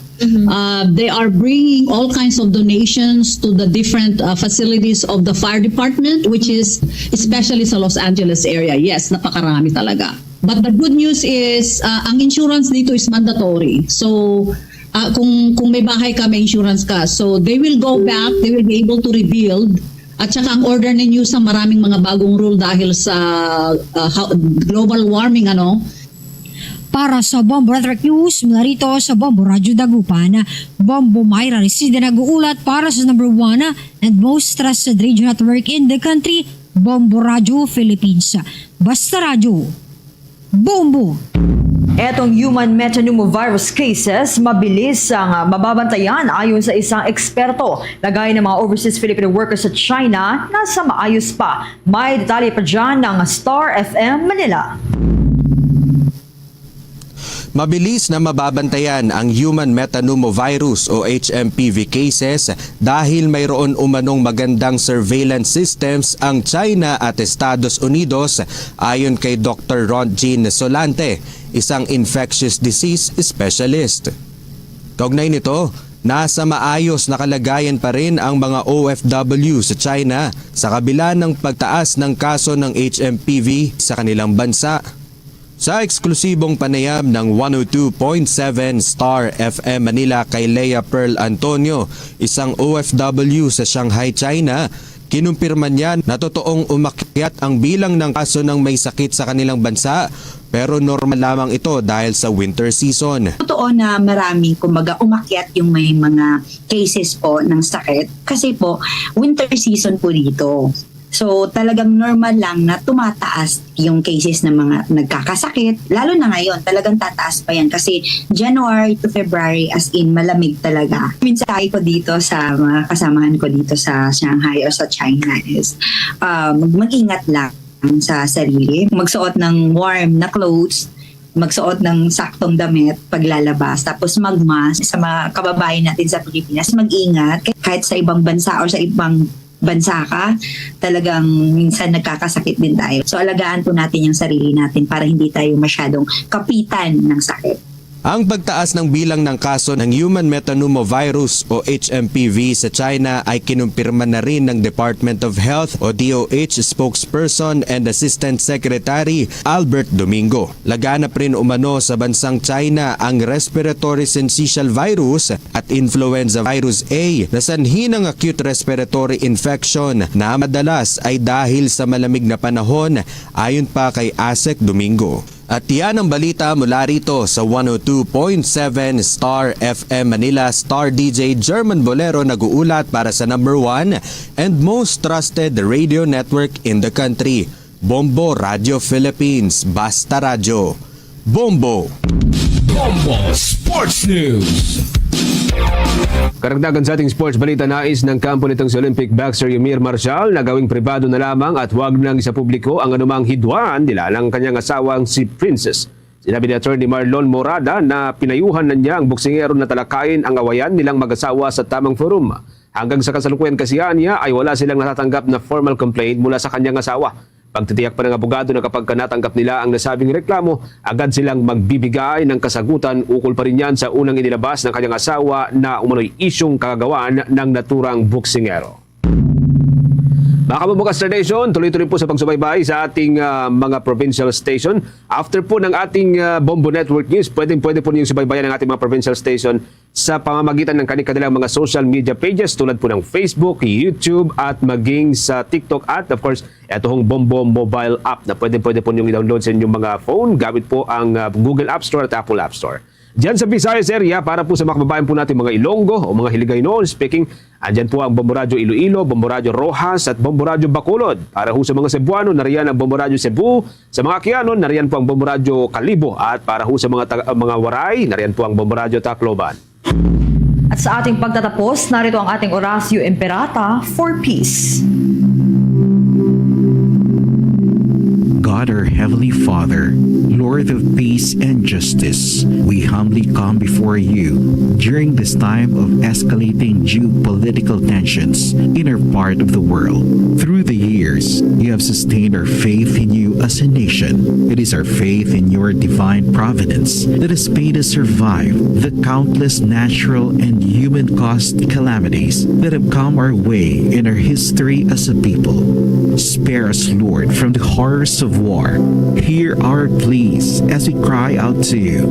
Have mercy on us, Lord. Rescue us from the malevolent forces that influence world leaders. For we believe that our struggle is not against flesh and blood, but against the rulers, against the authorities, against the powers of this dark world, and against the spiritual forces of evil in the heavenly realms.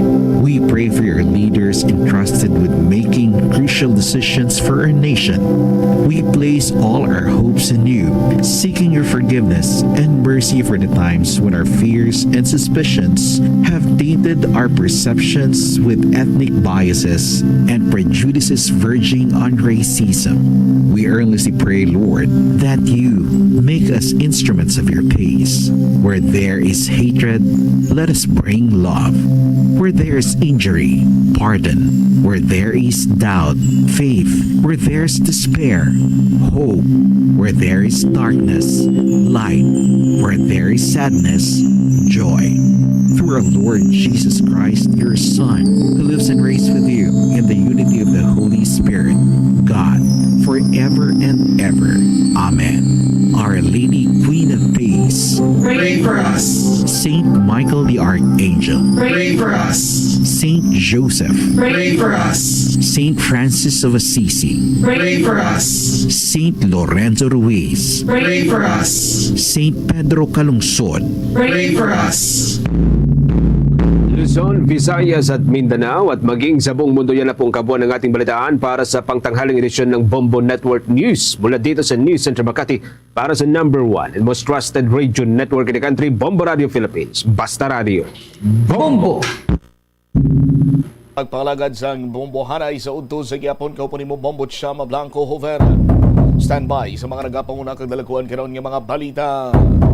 Check naton ang unang kabalita with the Bombo Angel Tan, ang Task Force Anti-Squatting and Illegal Structures sa unit. Naubos na pangkakas ang tanan sini nga mga tarpaulin sa politiko sa mga judging areas. Inisandig man sa ginpagwa nga executive order ni Mayor Jerry Treñas ang damlaglang. Kagalakip na sa sinadri karon ni Plastar man ni Bombo Joe Marvilla ining pag-establisar karon sa Pavia PNP nga wala sa sakay ang pastor nga ginaluthang patay sa banwasang Pavia kag ang mga suspitsado or sospitsado ginhapit lamang sa dalan sang nasambit karon nga biktima. Standby sa aton sining mga kabombo sa dugang mga balita kag impormasyon diri man sa aton sining pagpangalagad sa bombo anay sa udto sa DYFM Bombo Radio Iloilo. Yari na si Bombo Angel sa aton sining linya. Bombo Angel sa report. Please go ahead.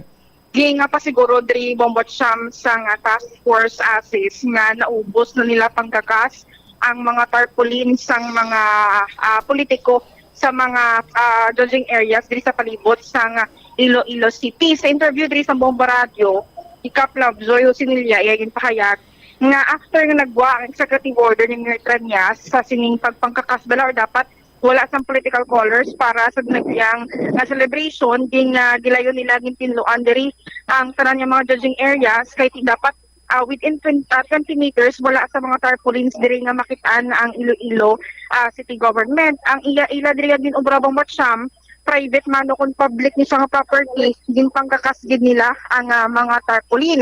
Kag di dumi lapses lang gani kuno sila diri sa bahin sa Iloilo Provincial Capital matigid ako Manila kay private property ini kagwa purihin na nila kung ubihin nila na ibaluan nga patigali ang private property kaksan gid sa mga tarpaulins balabong Batsyam. Pero say with this one ang kabilugan kuno or bukos gid siya nga mga judging areas ang napangatinluan na kag ang isa pa gid diri ka punto nga ang pati ang downtown area na panghimo sa Manila kuno ang mga tarpaulin sa diri kaga base man sa mando ni Mayor Treñas wala ni sang pinilian.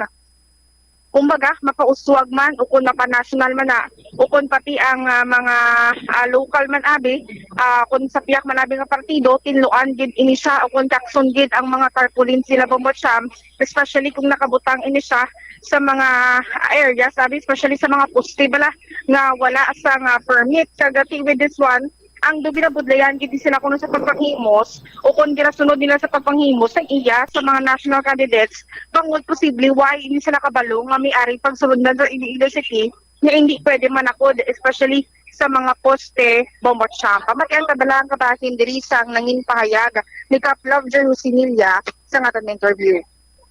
Kaya mo to pag-guwa at titanan nga judging area gil palibot na lang namon.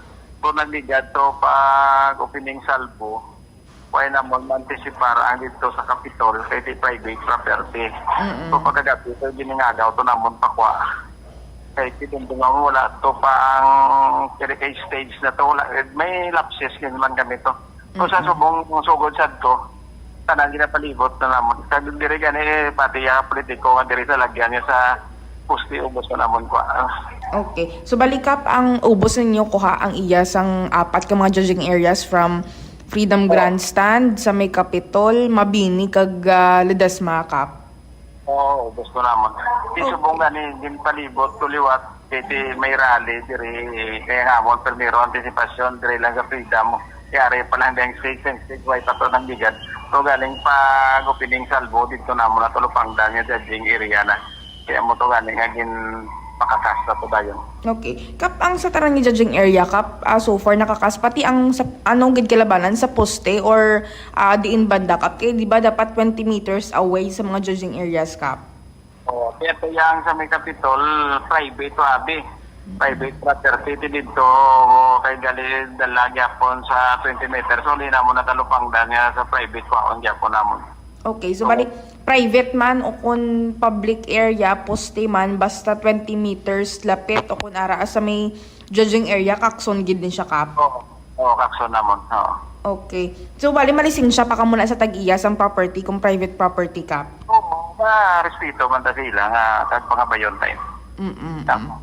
Okay. Pero sa downtown area, di, Kap, is it safe to say nga do tapos na ta sa mga areas diri or ano man, mga judging areas lang ginuna, Kap?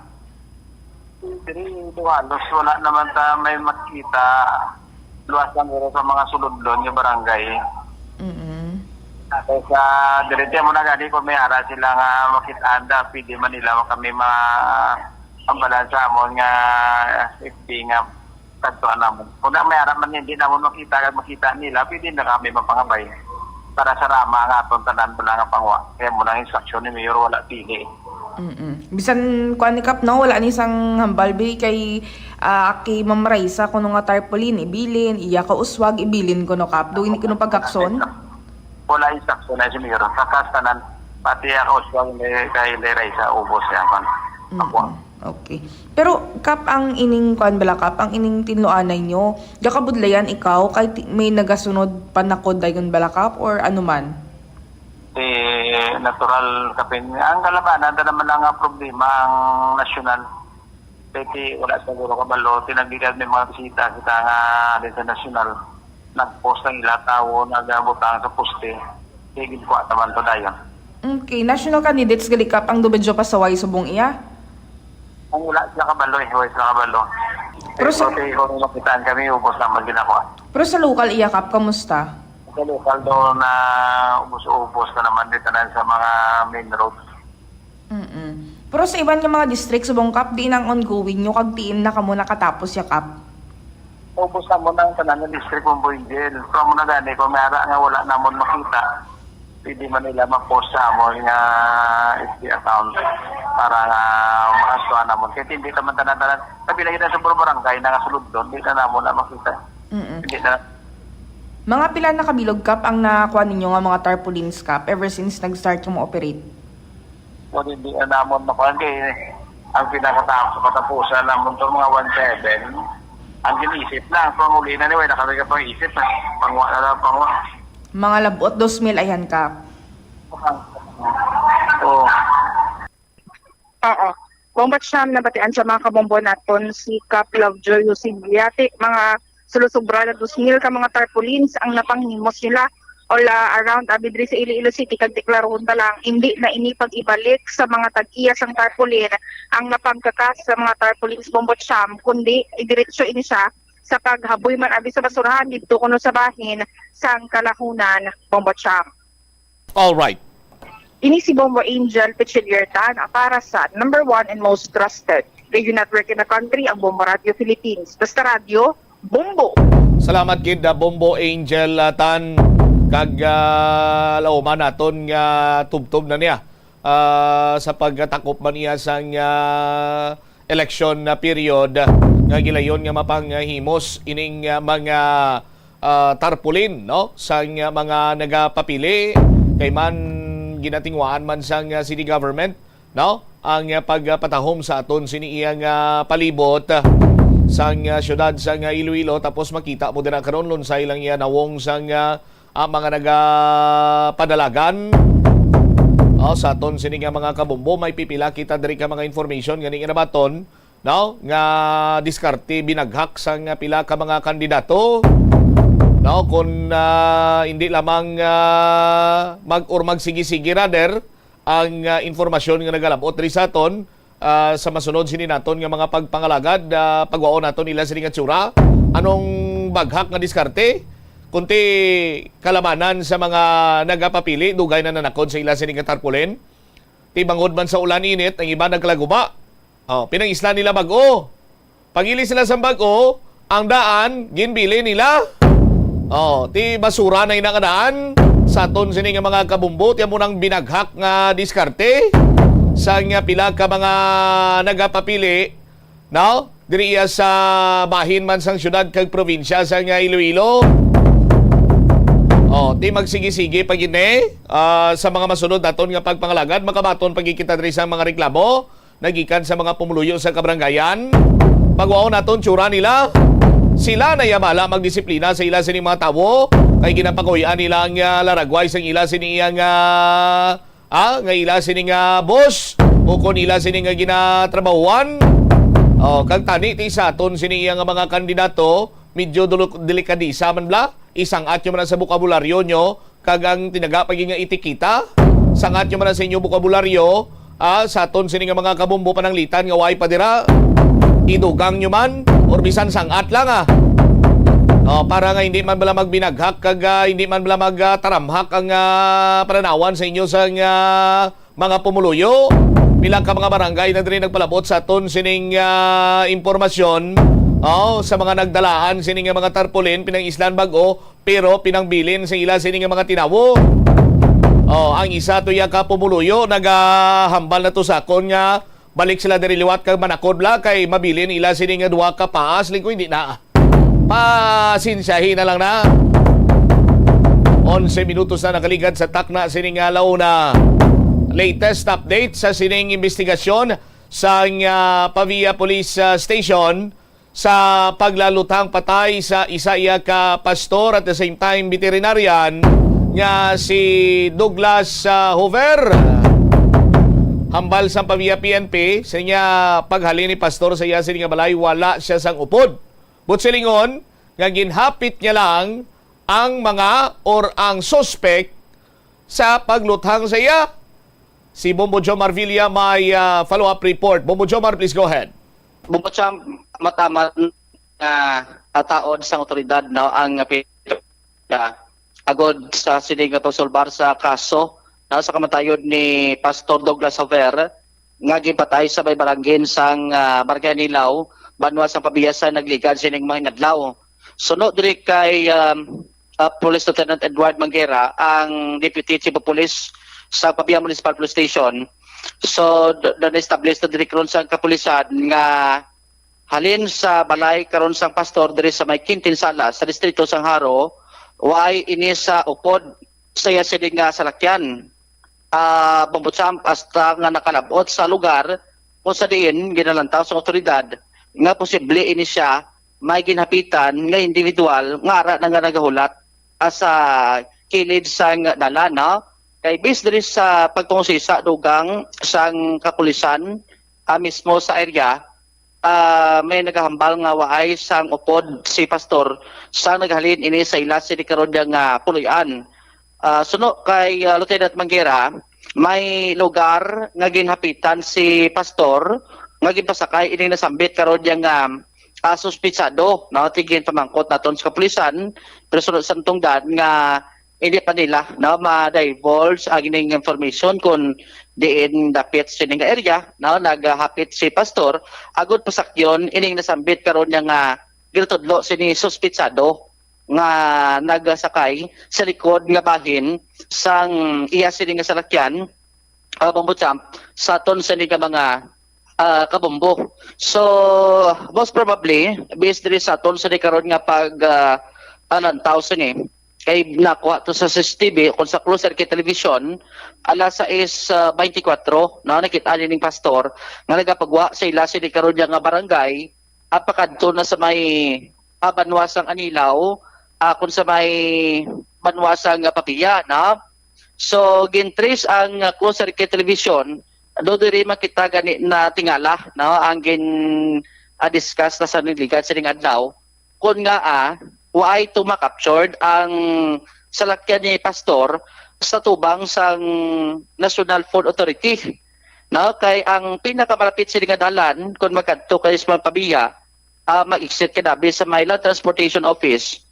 Adra ka na yamagi sa may main road, no, dahil sa may tubang sa National Food Authority, tapos maliko ka patakas sa may distrito sang Haro. Tigin isa-isa na to ni halin 6:24 abi, no, sa gabi hasta 6:38, no, sa tabo gito yung insidente ito sa lugar. Wais ang salakyan ni pastor nga naglabay sa may main road, no, sang Quintin Salas Tacas Road pakadto sa may distrito sang o kung sa Banwa karon sang Pabiya, Iloilo. So posible, no, tiyan mo to ang agin discuss naton nga posible paggwaya sa may area dra sa may Land Transportation Office kaya mo nang gwaan sa ila sining barangay kon tiya ka sa sulod halin sa may Quintin Salas. Posible diri karon bubutsam nga diri siya naglabay sa sulod sang Alta Chera Village na sa aton sa karon nga mga kabombo kay pagtabok mo sa dalan may iskinitan da kasulod, no, sa Alta Chera Village tapos may lapos man adra sa main road, no, sang takas nga dalan kag sa may Quintin Salas sa distrito sang Haro. So isa pa na sa gidalan tao si karon nga mga tendency nga basi dito ya ginhapit, no, ang ining sakay sa sining salakyan rason nga way to ya ma-captured, no, sa CCTV sa closed circuit television ang salakyan ni Pastor Bumutsam. Isa ni karon sa palaligban man sa katon sa karon nga otoridad kay kung ng tawon based man sa sa closed circuit television sa isak anggulo address sa may area na karon isang dalan, no, pakadto sa may Takas Haro diretso, no, ang dalagan sang salakyan ni Pastor Hover. So sa aton sa mga kabombo sa iban sa nga area mo na gina-establish naton kung may mga closed circuit television kung bala nagagana kay na-capture basi kung may ginhapitan pagid, no, nga area si Pastor Hover kay di pa di karo ma-establish klaro kung di niya to ginhapit. Ang ining nasabit sa nga individual adra gid man sa Alta Chera o kung sa dalan sa igad sa dalan pakadto diri sa may lapos na sa may stoplight sa Takas Haro. Bumbutsam dara ka na matuba sa may Barangay Holmos ang nasambit sa ni karon nga barangay, no, sa aton sini nga mga kabumbo tigin pamangkot ang otoridad kung bala ang ining nagsakay kay pastor pamilya niya o kung sinong individual, no, kay kalabanan sini kung pasakyo ni pastor kuno mga kakilala niya mo, no, may may ibalogid, no, si pastor kung sino niya sining gina pasakay pero sa abot ang information hindi pa daw ma-divulge sa otoridad agod nga hindi man ma-hampered ang dalagan sa investigation sang kapulisan Bumbutsam. Sa area naman sa diin na tabo ining nasabit sa insidente sano kay Lieutenant Mingera samtang nagasakay ni ang ining individual nga ginhapit abi kun ginagyan ni pastor.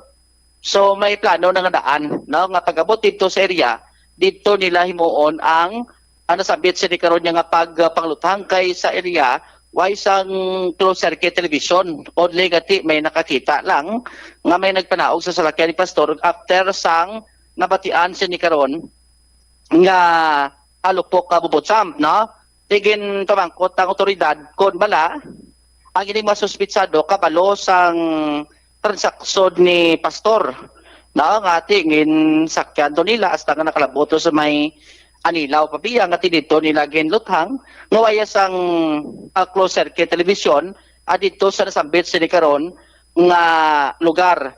So ang ginpasta diri sa kapulisan nga information may katuan gid man si pastor that time nga isa ka individual nga ila sini nga baksinan o kunya sini nga bakunahan bla pati veterinarian na kuno ining nasambit sini nga pastor. So matuod nga may transaksyon si pastor dito sa may Banwa sa Pabiya, Iloilo. No, kay ti kon hindi dito or basta kuno gisit up lagi man nga ti may katuan sa pastor, may customer dito, bumutsam. So ang isa pa gid siya di kay balo pa sa otoridad nga posible isa man di sa rason, no, kay may transaksyon pagid kuno nga iban. Si pastor magluwas ni sa abanwasang pabiyang nga may ara sa sang bakunahan nga sapat sa sambit sa di karoget ya. Hindi pa ni ma-disclose ang information sang otoridad kung ano ni kay ongoing pa ni ang ila si di karon nga pag-usisa sa sambit sini nga insidente. Ang bahin sang kapulisan suno kay Lieutenant Benguera may ara na sang ginalantaw sini nga person of interest no sa kamatayon karon sang pastor no. Person of interest bangod nga tiway man sa nakakita personal abi nga tigintiro niya to akto no nakita ya akto bing ginlutag ito si pastor. May ginayatan nga footage sa otoridad nga may ara sa tatlo ka individual nga nagsakay sa motorsiklo after sa nasambit sa insidente nga ginapatihan ang nakasakay diri ang gunman bubutsam kay based to sa nakuha sining detalye sa otoridad. Although nga isang closed circuit television, may nakakita no, ng isang individual nga may nagsakay nga ako may nagapundo nga motorsiklo adito sa may nasambit nga lugar kung saan ginpatay si pastor kag nagsakay ining isa ka individual nga halin sa sulod sa salakyan ni pastor kag nagsakay sa ilo sa motorsiklo nga kung saan nga mo ginalantaw nga getaway vehicle adri karon sang mga suspitsado. Ti ang closed circuit television na captured ko no ang itsura gid no sang angkas ning motorsiklo sa unahan na kung sa diin pabalik na ni sa may haro o kung pwede ka man kalapos sa may ano nimo sa Liganes paglapa mo na sa time na sa may Anilaw pabutsam tining mga o kung ning footage nga nakuha sa otoridad. So isa ni karon sige sundan nila nga person of interest bangod nga ti after sa insidente nakitaan to sila sa lugar at the same time coincide no ang statement sang witness sa identity sa ding driver kagangka sa motorsiklo nga nakita after sa nasambit sa ding insidente sa salakyan ni Pastor Hober sa may Anilaw, Banwas ang Pabiya, Iloilo. May itsura na no nga ginauyatan ng kapulisan galing tindi pa kuno ma-divulge bangod nga ginagathered pa nila no ano ka sila ebidensya agod gati matumod gid nga sila ang suspect nga naghimo sa kamatayon ni Pastor Douglas Hober. Ari na pabati ta si Police Lieutenant Edward Manguera sa mapakikamutan sa Bomborado. Sa bahay po niya is wala po muna siyang kasama. And na-find out natin na itong mga persons of interest is parang sumakay lang dun sa sasakyan sa kalagitnaan ng daan. Ay, okay. So ngayon na-establish na mula doon sa bahay nila, wala siyang sakay. Ay, okay. So, mayroong individual na sumakay sa kanya sa daan na nakuhaan CCTV dito, sir? Yes po, opo. Ay, saan banda, sir, nagsakay yung suspect? Hindi po muna namin pwedeng sabihin para confidentiality po ng case. Okay. So, it means may established na parang pinlano yung paggawa ng pagpatay kay Pastor? Opo, based po sa assessment ko sa mga na-review namin na CCTV footage is talaga to, planado talaga yung operation nila. Pati yung yung vaccination para set up yon? Vaccination po is totoo pong may vaccination talaga ng mga naganap. Okay. So Pero ang sa base po sa kinausap po natin yung isang kasama niyang pastor nung one time na nagsabi si Pastor Douglas na pupunta siya sa Pavia kasi meron siyang vaccination. Gustong sumama ng isa pero hindi niya pinayagan kasi nagmamadali daw si Pastor. Maliban sa vaccination, meron pa daw siyang isang transaction na aalamin pa natin kung ano yung isang pang-transaction na yun. Ay, so okay. Development ito sa investigation ng Pabia PNP Lieutenant Manguera, sir, no? So, Opo. ilan yung nakasakay sa sasakyan ni Pastor? Bali, ang sa, ano po, isa lang po nakasakay. Yung suspect mismo. Mhm. Tapos, pagsakay niya kay pastor, doon siya agad umupo sa likod. Parang may Sa likod po, sa ano? likod po talaga ang upo niya. Okay, so, pagsakay niya doon kay pastor, pagdating doon sa may Anilaw, dito niya na ginawa yung pagpatay. Opo, doon na po. Doon na po naganap yung krimen na nangyari. Bali, parang medyo bago po nila gawin to is medyo iniikot po muna nila yung lugar kasi alam nila kung saan yung sumakay sila sa part na walang CCTV. Ginawa nila yung pinatay nila si pastor sa part na malayo. Merong CCTV pero malayo, pero at least nakita pa rin po natin kung sino sila. Okay. Merong mukha na kayo, sir? Meron na po kami sinusundang mukha at mga mukha ng mga perpetrators natin, pero hindi po muna namin pwedeng i-disclose. Pero klaro yung mukha nila sa CCTV. Meron pong klarong mukha at merong malabo, pero since kumuha na rin po tayo ng mga IT expert po natin para i-enhance yung CCTV footages. Okay. Itong klarong mukha, ito mismo yung suspect, sir, na pamatay kay pastor? Bali, sakay po silang sa isang motor, 3 sila nagkakaangkas. Ay, so it means nakita yung pagtakas nila doon na captured? Opo. Yung pinuntahan nila before and after ng crime. I see. Okay. So, in short, meron yung meron connection yung sumakay kang pastor doon sa motorsiklo na naghintay doon Opo, meron talaga. Ay, okay. So, siguro development, anong background nitong mga suspects, sir? Konektado to, pamilya to ni pastor? Hindi po muna namin pwedeng sabihin yung mga information na ganyan para confidentiality na rin. Si Lieutenant Manguera, ang Deputy Chief of Police ng Pabiha, Municipal Police Station, and there's also may confirmation sa natungdan nga deleted ang mga messages nga daan. May mga message bubot sa nga bag-o, pero during nga nisang natabo kay pastor, siyempre basi ko nabo palabot siya. Pero antes pa man nasambit sa insidente, deleted ko ng mga messages sa sining cellphone. Nga na-recover dito sa otoridad. Particularly kay Sino? Wala to ma-mention kung kay Sino, kay hindi ka mabadable sa dugang sa di karon nga mga information, kay basikon makapekto sila sa investigation. Abong samti sa kapulisan, posible ginhungod. Nga hong doon ang delete ang conversation, agad nga hindi adalai sa investigation, may investigaran sa kapulisan kag hindi madakpan ang ining perpetrator kay ginalantaw, posible may mga conversation dito nga posible maangot karon sa kamatayon ni Pastor Douglas Hover. Bumutsam. All right. Now, we do understand nga hindi man basta-basta makapagwa sang mga statement dire ang Pavia PNP bangod nga makapikto man sa ila siniyang investigasyon. Why pa man madiga or hindi pa pwede ma-divulge kung ano ang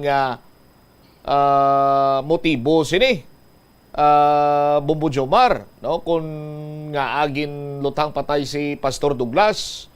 Now, kay na-identify ang itsura, kagay do believe na-identify na mga identity sining mga suspitsado,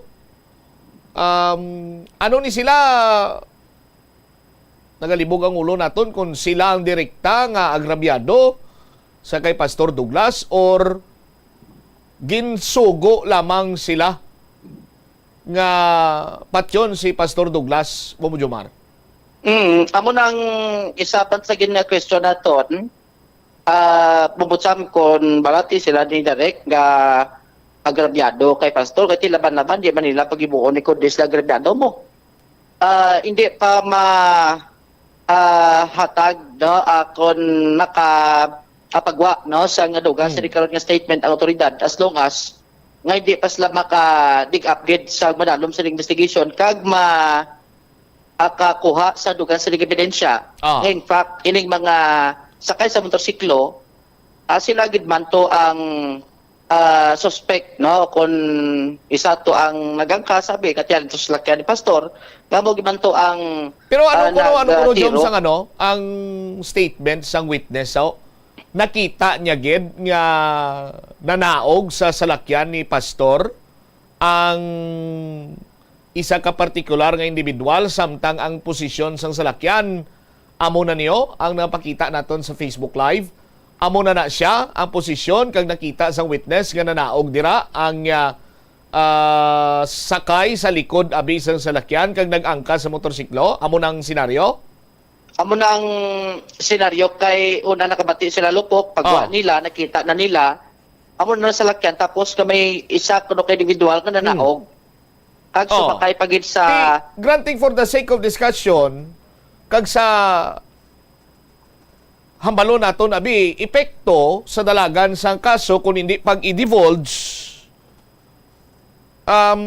balaan naman to sang suspect nga siya ang naghimo to kag balaan niya naman nga lagson siya sang otoridad. Hindi bla? Tibay this time kung sagad ta pa ka hindi ma-divulge ang tsura, ang identity, kay may witness man kita kung anong motibo, nagahatag lamang kita sang kay gayunan sa sining mga suspitsado nga makapangaman or makapalagyo.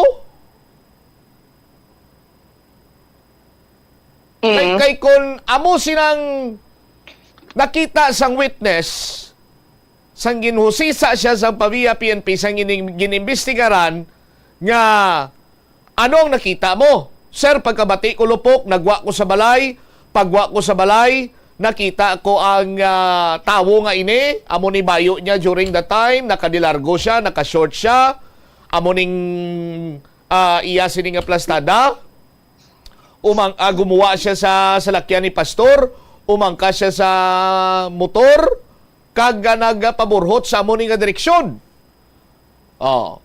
Kung na ang motor na describe nga sir ang motor amo ni nga motor sa isang motor, tatlo silang nagangkasanay, isang driver, duwa ang backrider, amo ni ang color sang motor, amo ni nga sahi isang motor, kag kung nakuhaan sang closed circuit television, tiduging kasubong lanay nga ginkonfirmar sang closed circuit television ang statement sang witness. So nga hindi ta pa pwede ma-divulge. Isa sa mga kaayuhan kung ipagwaon naton sa media ang itsura sang suspitsado, mga suspitsado, ang sahi isang motor nga ila sini nga ginasakyan, ti pwede naton ini mapalapta na yun, Mumbo Jomar, kag kung sino man, ang mayara sang information, kung tigila yun nga makapakigangot sa PAVIA PNP, so that nga matumod kung diin ini sila, eventually madakpan, mapasakaan sang kaso, magkalapriso, and by that time, matagan sang ustisya kamatayo ni Pastor Douglas Ti nga, hindi ta pa pag-i-divulge.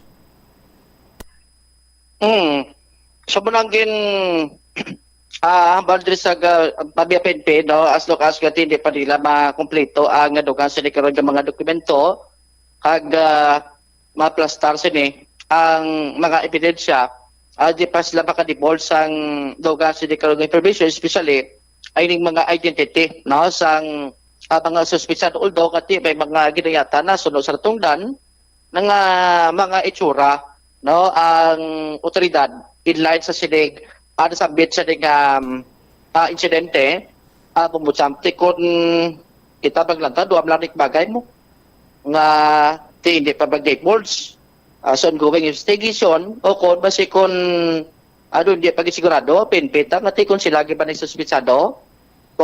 Hindi pwede ma-divulge kaya basi uway man sa ginog-divulge. Tiyan mo na, kay kung lang tawon-tado mga circumstantial evidence ang mga natipon dari karon sa otoridad, nga mga information, no? Kung may witness sila nga nakakita nga nagpanaog sa salakyan, nagsakay sa motor,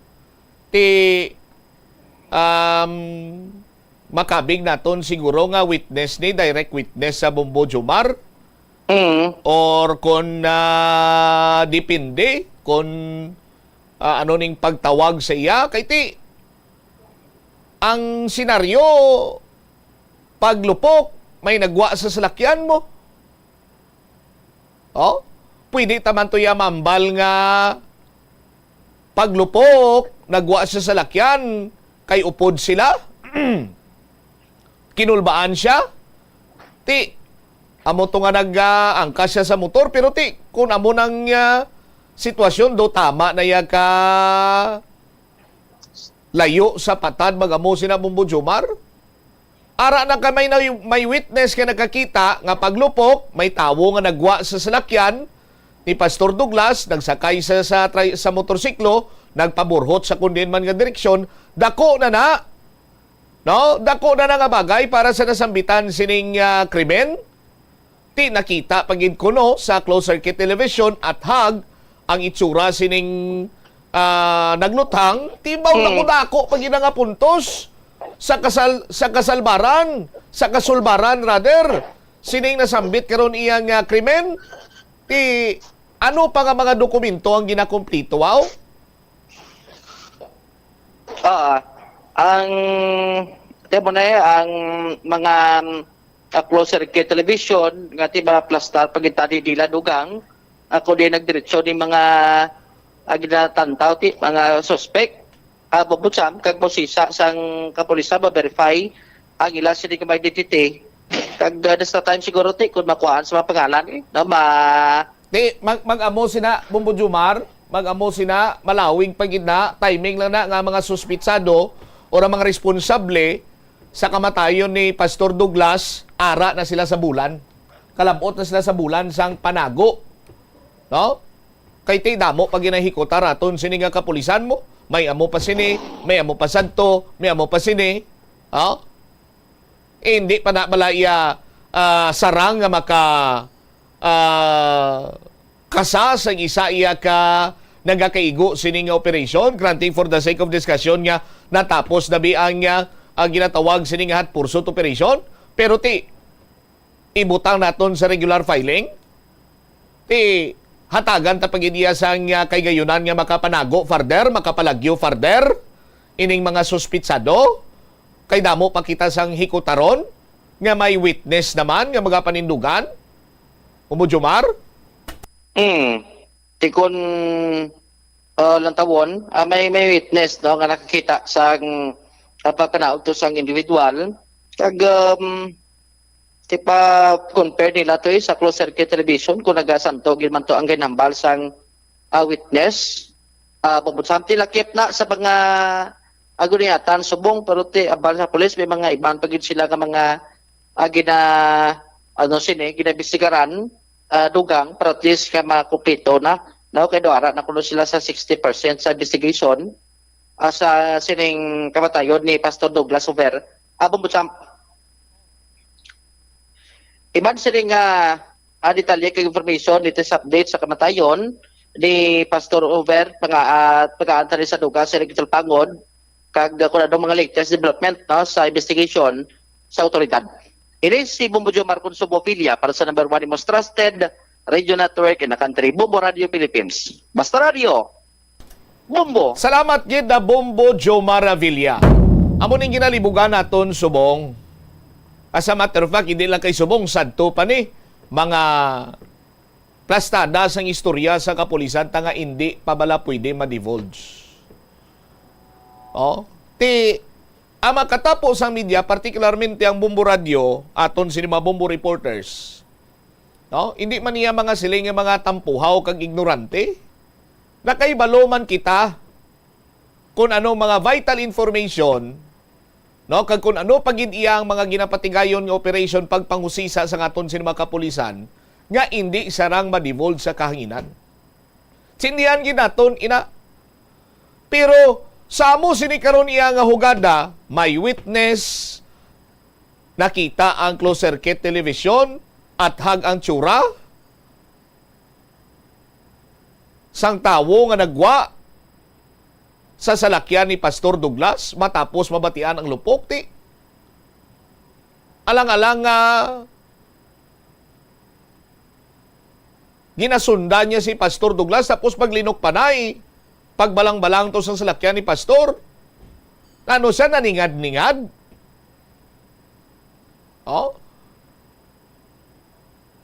sa karon sini nga mga tinion kung porsyento ang aton sini nga pag-istoryano, 25% ang nasambit sini nga persona nga ginatudlo sining witness, amo nadto ang nagluthang kay Pastor.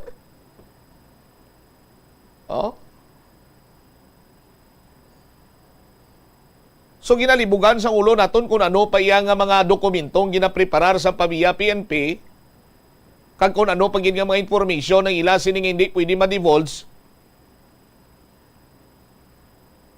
nga daw kasubong iya nagabulig pa sa mga suspitsado para makapalagyo o kung makapanago.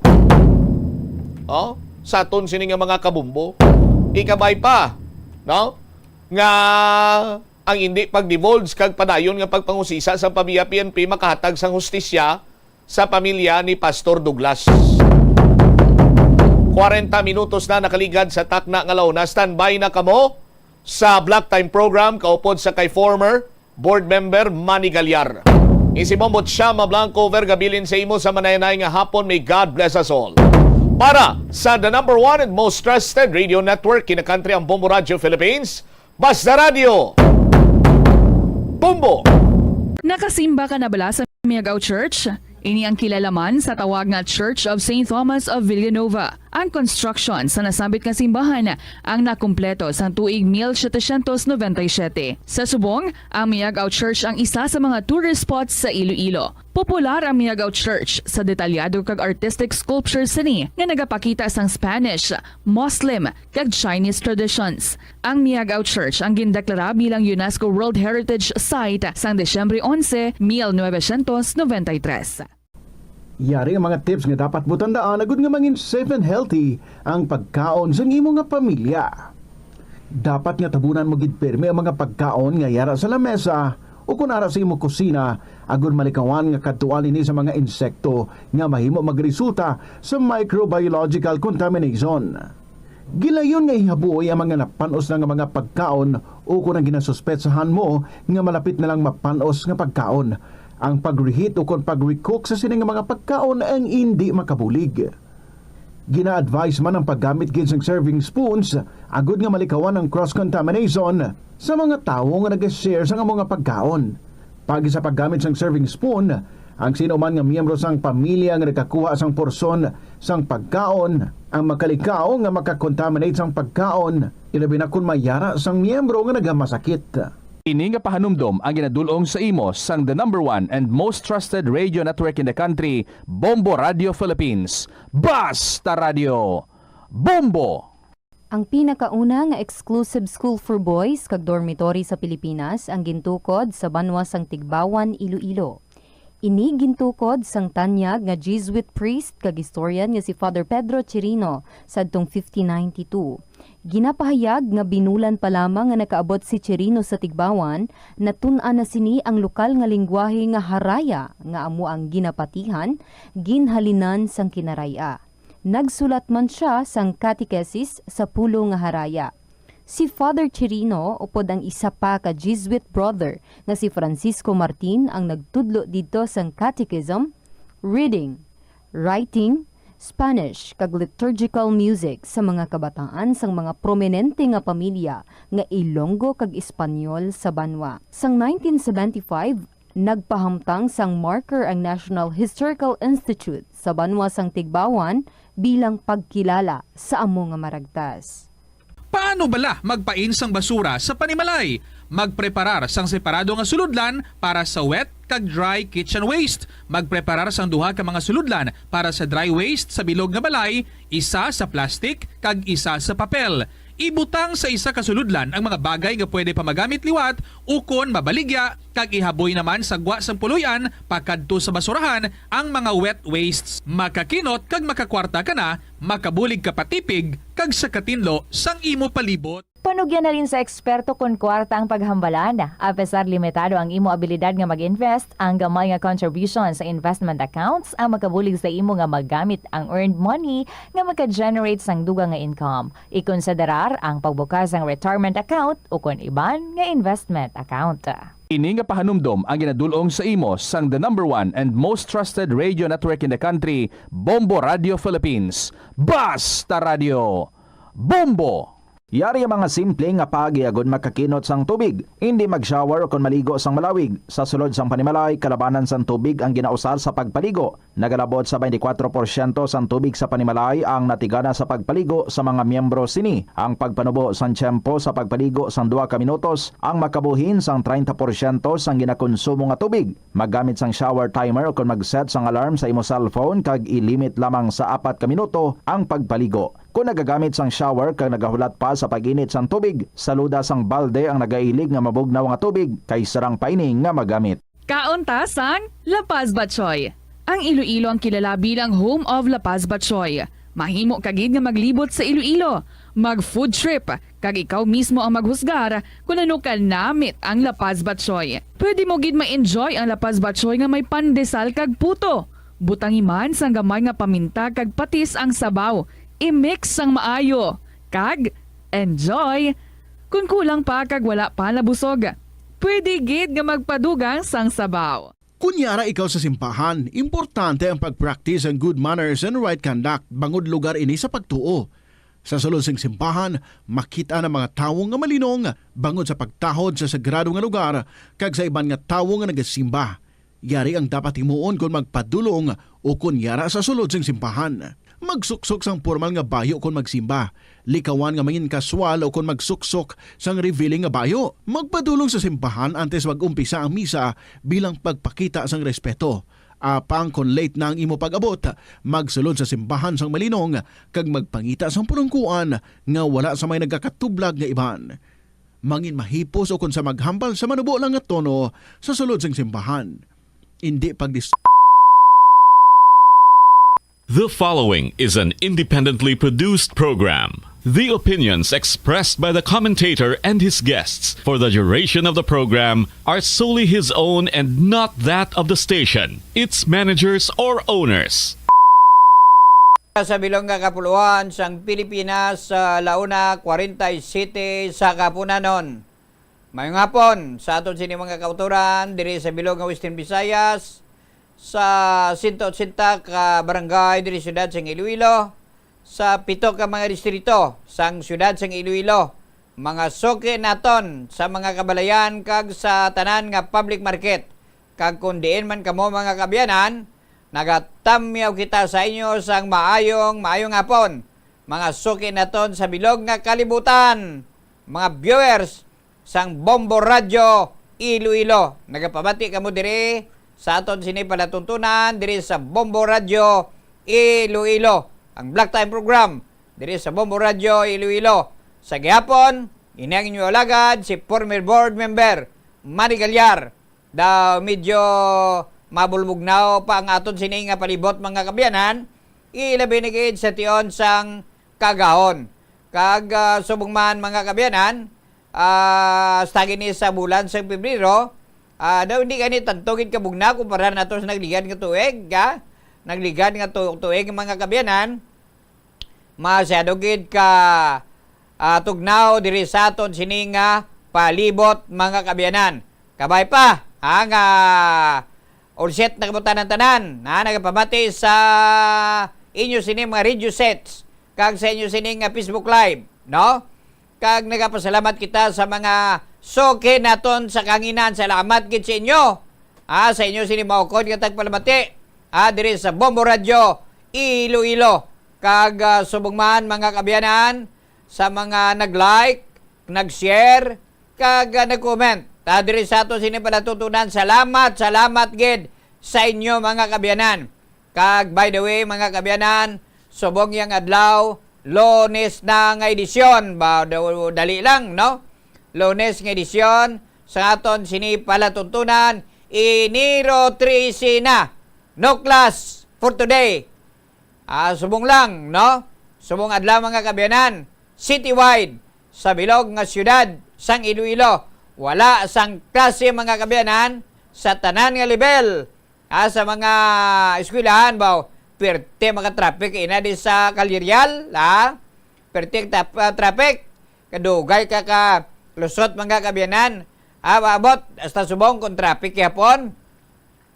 Bangod mga kabiyanan, nga way sang klase, grabe ang traffic, bangod sang National Rally for Peace sang Iglesia ni Cristo nga paghiwaton dire mga kabiyanan sa Freedom Grandstand. Pero nagmarcha sila padulong dire sa Freedom Grandstand. Sa piyak-yang abahin mga kabiyanan, tapos na ang opening salvo sa kasadyahan sa mga kabanwanan. Upod kag nagpasundayag man ang mga competing tribes sang Dinagyang Festival kag ang Dinagyang Competition. Ginadugukan hindi sa mga tao mga kabiyanan sa mga bisita na to madamo ang mga balikbayan, damo ang mga foreigner sa ang aton nga Dinagyang proper competition mga kabiyanan sa palaboton nga Pizza 25 Sabado inang adlaw mga kabiyanan, kag Pizza 26 Domingong adlaw. Bauti sa mga kauturan naton halong sa mga animal kasi mga tao ni ay ni mga pickpockets, mga sweetex, kawatan, ang bulsa nyo lang kung isa ginabantayan ka mga animal kasi tao mo ning mga tao yung namit gid nga bakulon para makaladudla mga kabiyanan.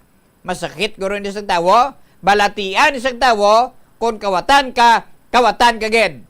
Sa piyak yang gabahin mayo nga balita sa tanan nga mga live-in partner nagapod-upod kamuda sa isa ka balay nga way kasal-kasal. May iba gani, may mga kabataan, pakasal na kamo. Para mangin legal ang inyo. Ara si kagawan parkon, ara sa to dali lang. Kayari sa aton nga linya mga kabiyanan, si Liuton na karon ang libre nga kasal mga kabiyanan sa Pebrero 14 ged, no? Ari sa aton nga linya mga kabiyanan, si Kagawad Francis Grace Parcon. Kaisaman ni siya kandidato mga kabiyanan, re-eleksyon. Naglagan ni siya bilang re-eleksyon sa bungay sang partido ni Mayor Jerry Triñas. Sitatay sine, idolo sang syudad sa Iloilo mabinuligon. Kung madumduman nyo lang si Kagawad Arman Parcon mga kabiyanan, madumduman nyo man nga muning bata niya, si Kagawad Francis Grace Parcon mga kabiyanan. Hello Kagawad, good afternoon. Good afternoon, Sir Manny. Happy New Year.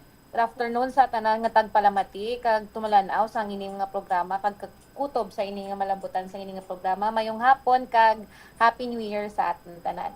Okay, Happy New Year man, no? Kagawad Francis Grace Parcon, no? Tore. Mamangkot kita sa imo kay daw damo gid nalipay sa sining ordinansa mo nga na-implement pang gani ni Mayor Jerry Triñas. Ang ining ordinansa ginpirmahan niya dayon kay manti kanami sining ordinansa kag madamo gid ang malipay sini kay madamo ang benepisyohan sini, no? Ang ining mga benepisyo sang solo parents, no? Now, pwede mo kita masugiran Kagawad parte sini? Yes, good afternoon, Sir Manny. So, sa nagligan gani nga tuig, ang aton nga proposed comprehensive solo parent ordinance ang naprobahan na. So, ini isa na ordinansa. So, nahambal mo gani kay na, Sir Manny, nga tamaan gid ka supportive si Mayor. As a matter of fact, sang wala pa ini napasar, sang gin-open up tani sa iyang ini nga plano, tamaan gid siya ka supportive. That's why nga as regards sa budget nga component, wala duwa-duwa gingitaan gid paagi sang aton alkalde nga ini ang mahatagan sang budget kay part sang ini nga ordinansa nga naprubahan ang aton nga mga indigent nga solo parent ang may kung sino ang mga nag-earn minimum wage and below naton nga mga solo parent ang makaangkon sang subsidy for as long qualified under RA 11861 sang 1,000 nga cash subsidy kada bulan. So, kinanan ang imo sini nga income kada bulan below sa minimum wage, no? Yes, Sir Manny. So- Minimum wage or below. Okay. Ang isa lamang sa mga benepisyo under sa aton comprehensive solo parent ordinance. So wala labot tira kung sino ang sa pag-assess sang aton nga CSWDO under man sa guidelines na gin-provide sang laye kag sang aton nga ordinansa. Isa sa mga benepisyo ang parental leave nga 7 days sa tanan nga empleyado, private man o kon public na nakaserbisyo for at least 6 months. Aha. May ara sila 7 days parental leave. May ara man sang additional nga 15 days nga maternity leave over sa 105 maternity days na daan na ginhatag sang expanded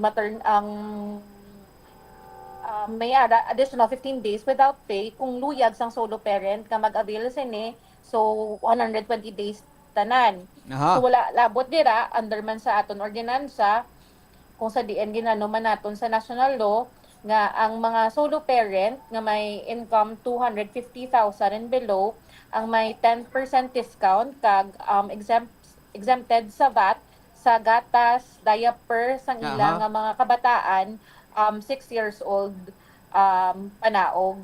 Pero under man dira Sir Manny, hindi lang siya mag-conflict kay may ara kita sang breastfeeding law kung sa diin ang mga gatas balasang aton mga 1-year-old, 2-year-old padalom ang hindi sa balakalakip sa discount kay gina-promote ang breastfeeding. So i-consider lang man ang amo na nga lahi sa pag-interpret man sang benepisyo sang under RA 11861 kag sang aton ordinansa kag wala labot dira Sir Manny ang aton Man City nagpasiguro nga kung may livelihood opportunities under sa ining ordinansa hatagan gid sang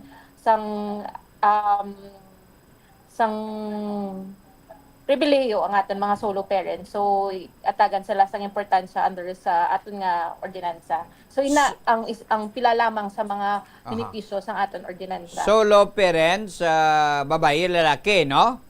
Yes, babae, lalaki, kung ano man ang imo pag-classify sa imo kaugalingon, basta nag-exercise ka sang sole parental authority. Aha. It doesn't mean nga ikaw mismo ang ginikanan sa mga bata nga imo kung sa diin ga-exercise ka sang sole parental authority, pwede man guardian for as long nga ikaw ang nagatatap kag nagahatag sang sole Pero parental kung authority. solo ikaw, kag tapos na kabataan mo, hindi ka naman qualified sina.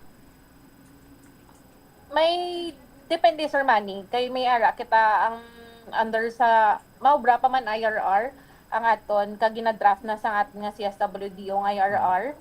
So for as long as may ara sa kita sang guidelines kung napatapos man ang bata mo kung maka-qualify pwede mangyapon. Okay. Now, pila ang matag sa ila kada hindi lang bulanan ini, no? Yes, Sir Manny, 1,000 per month. 1,000 per month, no? Sa maka-qualify sa nga solo parent diri sa aton syudad earning minimum wage and below. Okay. 1,000 through via ATM ni. Hindi, may ara sang payout, Sir Manny. Payout, ate, very Ang good. budget halin gid ni sa aton syudad. Amo to gani hambal ko kaina gingitaan gid paagi sang aton alkalde sang gin-open up ini naton Okay. sang CSWDO nga matagan gid sang budget Okay. para sa cash subsidy sa mga qualified nga solo parent. Okay. Now, nano mga kinanglanon sini? Nano mga requirement, no? Maluwas sabi sa ginsiling mo kay nang minimum wage, no? Sila below anong mga requirements sini? Ang aton antes maging qualify may ara sang social case study report anay ang aton nga mga CSWDO officer kag ang pinagid kauna may ara sang barangay certification halin sa ila barangay kung sa diin gina-certify sang ila mga barangay officials sang ila kapitan nga solo parents sila. So amo na ang pinakauna tapos if ever may ara na ang certification na halin sa atong barangay ang mga birth certificate sa ila kabataan or sang ila nga ginatatap nga mga bata kag if ever dira i-submit nila sa kada district naton nga CSWDO kag i-assess sila sa aton CSWDO for as long as qualify sila sa requirements kag pasado sila sa social case study report sa aton mga district nga CSWDO nga officer dira kag ma-consider sila nga solo parent. So ang ini operational na ini, no? Sige na ang pamato nila. Yes, Sir Manny. Sang nagligad nga tuig, may almost 200 plus na kita, 300 plus na naka-apply na plus nagdamo pagid subong kay sang ginbalita nga naaprubahan ng ordinansa kag may ara na sang benepisyo mas nagdamo pagid nakapamangkot ako sa aton nga mga CSWDO nagdamo kanong namangkot kag interesado gid mag-apply kay nakita nila nga may benepisyo sa ini nga ordinansa. So naka-pay out na kamo sini? Wala pa kay Wala pa. sa akong pag-check dugi na may iba na nga district na naka-comply ang mga solo parent sang requirements for the payout may iban pa nga ginahulat so tingbon ang paghatag sa Tingbon, no? subsidy, yes. Pwede man na guro nga ang kulang iya mga requirement nila iya hindi lang anay papasal sila unahon lang anay nakakumplito na guro. Yes, unahon lang gid Sir Manny pero ang ginahulat Sir Manny mga naka-comply na ang gina-finalize lang bale ang list bala kay amo na gani may nagapamangkot nga do medyo kano stricto ang pag-assess naton ang pag-assess ang aton nga CSWDO tigin na paintsindi man naton nga mga requirements gin-provide ini sa national law kung sila diin gin-base ang ini nga ordinansa kag syempre may benepisyo nga ihatag so dapat kinasigurado gid naton sa aton syudad nga kung sino ang makakuha sang ini nga benepisyo ang nagakadapat man nga makabaton so sa mga nagapamangkot kay damo man nagapamangkot sa akon mo attorney nga sa pag-assess sa aton CSWDO wala ako naka-qualify tigin na pension di man naton nga may ara kita sang mga requirements nga dapat kid sundon. So kinahanglan ang naga-screen sini ang naga-interview sa ila kabalogin magpatag para nga why sila misunderstanding bla. Yes Sir Manny kag ang aton di mga medyo dugay man ning amon bala Sir Manny bulig sang CSWDO naton dugay man ning pagbalay namon sa ordinansa medyo maidid man ni naton so sa pagsurya gani naton sa mga in charge naton bala sa pag-assess kinambagi nila nga attorney gitun-an gid namon kag kung sinong officer nga naka-assign kabalogid kung paano mag-explicar sa ining ordinansa pero ako man Sir Manny bilang chairperson man kag author sang ining ordinansa kung may nagapamangkot sa akon ginasabat ko gini kag ginapensindihan most of the time mga aton mga pumuluyo ka natsindihan Manila if ever man hindi sila ka-qualify or if ever may pangayoon nga duga nga requirements na naintindihan Manila pero nga aton magidya mga CSWDO sa kada district naton nga in charge sa pag-implement sang ining ordinansa nagapati man kita nga qualified gid kag kabalogid sang ila ginaobra. Dapat giban ang mga applicant usisaon sang insakto ni kung qualified kung hindi, no? Kabalo ka naman diriya sa atong palibot. Damo ya tarsa kag tarso mo. Ti ko ni usisaon gid sang mayo, natural man na kung isa, no? Pero kung qualified ka gid mo ya, kag insakto ka gid mo ya, nga talagaan, wag gina problema tagaan kagid, no? Yes sir Manny, syempre gusto taman nga ang benepisyo nga ginahatag sang layik kag sang ini nga ordinansa maka kayang tinutuyo sa ngini ang mga buligan gid ang aton mga solo parent kay gina hambaga ni naton hambasa ang aton mga kaupod nga kisa gani biskan kumpletong nanay kag tatay nabudlayan pa no payhan ang aton nga mga solo parent. So for as long as qualified ihatag gid ni sa aton syudad ang benepisyo para sa aton mga solo parent. Dako Pero- gini nga bulig. Dako gini bulig para sa mga solo parents naton, no? Yes, Kaya sir. man ti wais lang sang timbang ilabi na gid kun babaye, no? Mabulubudlayan na para sa mga babaye. Kapit pa kung na medyo mahina ng lawas mo, hindi ka na pangita agwa kwarta, bisan lalaki gani. Kung mahina ng lawas mo, hindi ka na pangita kwarta sang maayugid. So dako gid ini nga bulig ka tama, amak mo nga may 1,000 ka kada bulan nga payout ay tingbon ka mo da sa Freedom Grandstand, no? So, Yes, Sir basig Manny. may dugang ka pa sini kagawad, parte sining mataw mo nga ordinansa kagawad. Yes, Sir Manny, ambal mo gani kay na, especially kung babae, no? So, under sa ining ordinansa, if ang mga babae nato nagabusong palang bala, pwede sila ma-consider nga solo parent. Sa Basta for way as long tatay. as silang, basta sila ang nag-provide sang ang keyword gani naton sole parental authority. So kung Aha. sa lang ang nanay lang ang ara sa ginabusong nga bata, wala bulig sang tatay, ma-consider sa nga solo parent ka maka-avail sang benefits sang ining ordinansa, Sir Manny. Okay. No, lastly, kagawad, siguro da mga 3 na lang kabulan ang kagtunga na bilin. Mamayo 12 na kita, no? Kamanti, January, February, March, April.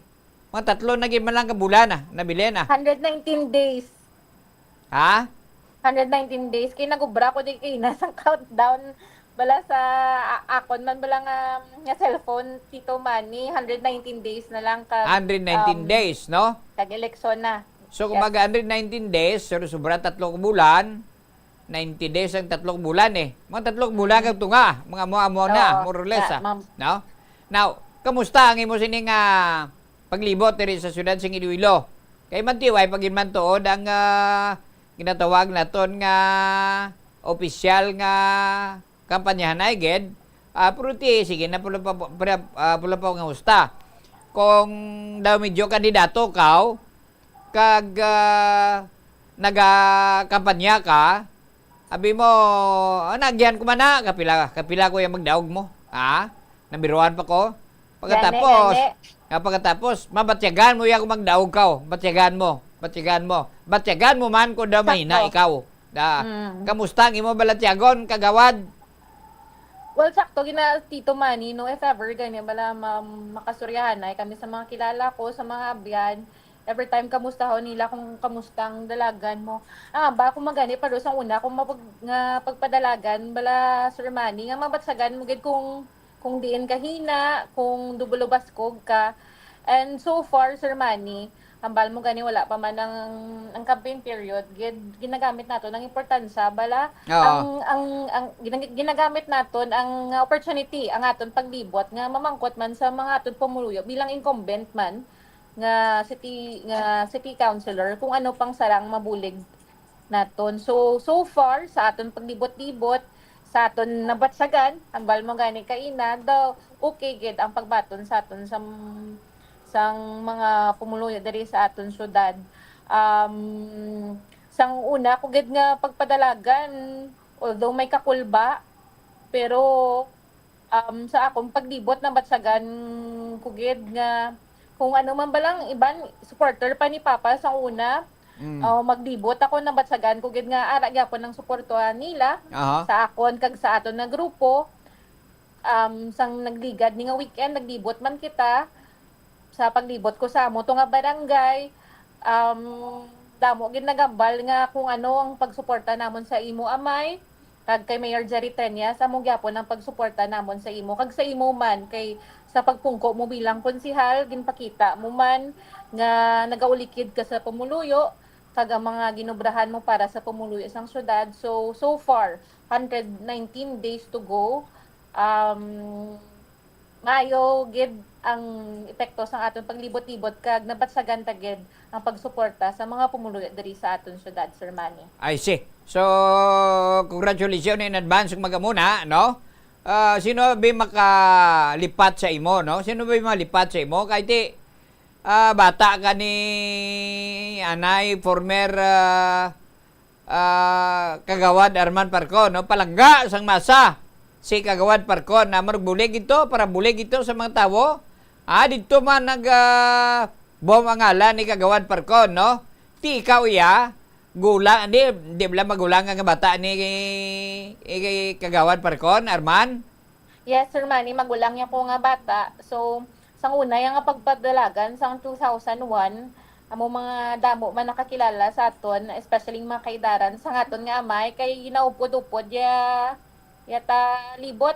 Ako ginupod libot ang wala lang gid ko nakaupod libot sang gawbra na ko bala, Sir Manny, bilang public attorney sa public attorney's office diri sa aton. So mo lang gid nang simpo nga wala ako nakaupod sa ako na may, pero ang mga butante sang iya simpo mga kaidaran niya, nadunduman ako gyapon bilang ang bata nga nagakanta sa unang kanta na namon, Sir Manny, sa una One Moment in Time. One moment, ha? Oo. Isa gani sa paglibot naman, kung may ara, balas ang pagpulong-pulong, iba naton nga pumuluyo, gina-request ko nila nga, attorney, konsihal, kanta, tabi One Moment in Time, kaya bako kung masadasol nga paglibot, mabalik naman ko kanta, Sir Manny. Sa kapin period, pwede na. Kapin period. Total makakos, magamomo. Attorney, no? Kagawad Francis Grace Parcon. Salamat gid sa imo. Kag basik may dugang ka pa, no? Sa nga pusan. Nano pa matugon mo sa mga palangga mo nga mga kauturan diri sa syudad sang Iloilo, Kagawad? So, sa pumuluyo sang syudad sang Iloilo, ang aton nga team, ang Team Usbag, sa pagpamuno sang aton nga maging mayor, Mayor Raisa Treñas, Vice Mayor Jeffrey Ganson, ang aton mga kaupod nga konsehales, kag bilang ako inyo konsehal, Attorney Francis Grace Parcon, nagapangayo gid sang inyo padayon nga pagsuporta sa aton nga grupo, kag rest assured bilang incumbent nga konsehal, kag hopefully maging konsehal sa gihapon, nagalibot kita para mabatian gid ang aton mga pumuluyo kung anong sarang naton mabulig. Ako bilang konsehal, ang ako no opisina bukas sa mga pumuluyo sang syudad nga magbulig kutob sa aton masarangan. So malawig pang adlaw sang paghukom, ululupot kita sa gihapon. Madamo gid nga salamat kag mayong hapon sa aton. Salamat man, no, Kagawad Francis Grace Parcon. Inyo nabatihan mga kabiyanan, sa alas 2 sa 11 ang takna sa hapon, may nabilin pa kita ng mga ginutlo mga kabiyanan, si Kagawad Parcon, nga nabatihan nyo, bata ni Anay Arman Parcon, no? So sa ginasiling tanakina, sa tanan nga libin partner, pakasal na kamo, para mangin legal ang inyo sini pagupod, kag mangin ang inyo sini mga kabataan, mangin legitimate ang inyo sini kakabataan, kay may free, libre ang wedding Valentine's Day. Titabogin Valentine's Day. Ang city government magahiwat mga kabiyanan sang free mass wedding sa palaboton nga February 14 Valentine's Day sa Diamond Jubilee Hall. I-check nyo lang ang mga requirements dira sa kag isubmit sa City Mayor's Office para nga intra ka mo sa mass wedding. Sa piyak kabayan mga kabiyanan, padayon ang kauswagan sa siyudad sa Iloilo. Let us continue to rise, siyudad sa Iloilo. Upod kay incoming Mayor Inday Raisa Treñas. Way punaw. Way gini kapirdihan si Inday Raisa. Matadong ang klase sang bayan mga kabiyanan. Matinlo ang record. Way sa mga record nga mga gadyang ako nanoda. When is a record mga kabiyanan? Nga mga estafa cases, mga bouncing check, isyo ka chike, bala nga way pundo. When niya sa ngamos na si Inday Raisa Treñas, matado nga bayi, gipadako sang iya siniga, ginikanan ni Mayor Treñas mga kabiyanan, kag sa iya sininga nanay, sang maayo nga pang binatasan mga kabiyanan. Tiyan mo na yung masunod na nga mayor din syudad sa Iloilo. Mo sang nagligad nga adlaw. Nakasakay ako sa pick up sa amigo ko. May dala siyang may dala siyang baseball bat, no? Klikuan mo na baseball bat. Kung may napangita ko pare, kung sino napangita mo, kung nabot ko sino nagsugo ni siya may isa ka kandidato, di ko na nga nagpadalagan, nabot ko sino nagsugo siya, pero kung nakilala ko na nagsugo, makita ko lang ko na, amo ni ang ginadala ko nga baseball bat, kay ibakol ko gid sa lumoy ang mga kabiyanan, nga ako na nga, ginote siya ang iba niya nga madlagan rin syudad sa Iloilo mga kabiyanan. Hindi tala pa komisyonar ngalan Konsin Otto. Kag sa piyak yang abayon mga kabiyanan, way pa ni matapos, baw daw lang alang mga timpota, si Bay de Bel mga kabiyanan, si Engineer Pakanan. Ang kapalpakan ni Engineer Pakanan. Wala matapos-tapos. Nga mga proyekto sa idalom sa District Engineering Office under ni Roy Pakanan. Wala matapos nga mga projects mga kabiyanan. Maluwas sa Manduria Market nga kapalpakan, nga grabe gid nga perwisyo ang Manduria Market, madamo pagid nga mga projects mga kabiyanan. Ang ginumpisahan nga wala matapos-tapos. Dapat gid nga magalin na din si Roy Pakanan, dapat gid si mo nga declare nga persona non grata. Kay mante isa-isahod na blan sa masunod nga pagpagalagan naton. Wala ta galing timpo rin sa ato malatutunan. Isa-isahod na gini. Sa masunod nga Huwebes mga kabiyanan. Diri sa aton sa ini panatutunan ang ini kapalpakan nga mga proyekto. Ni Engineer Roy Pakanan. Opod mga kabiyanan.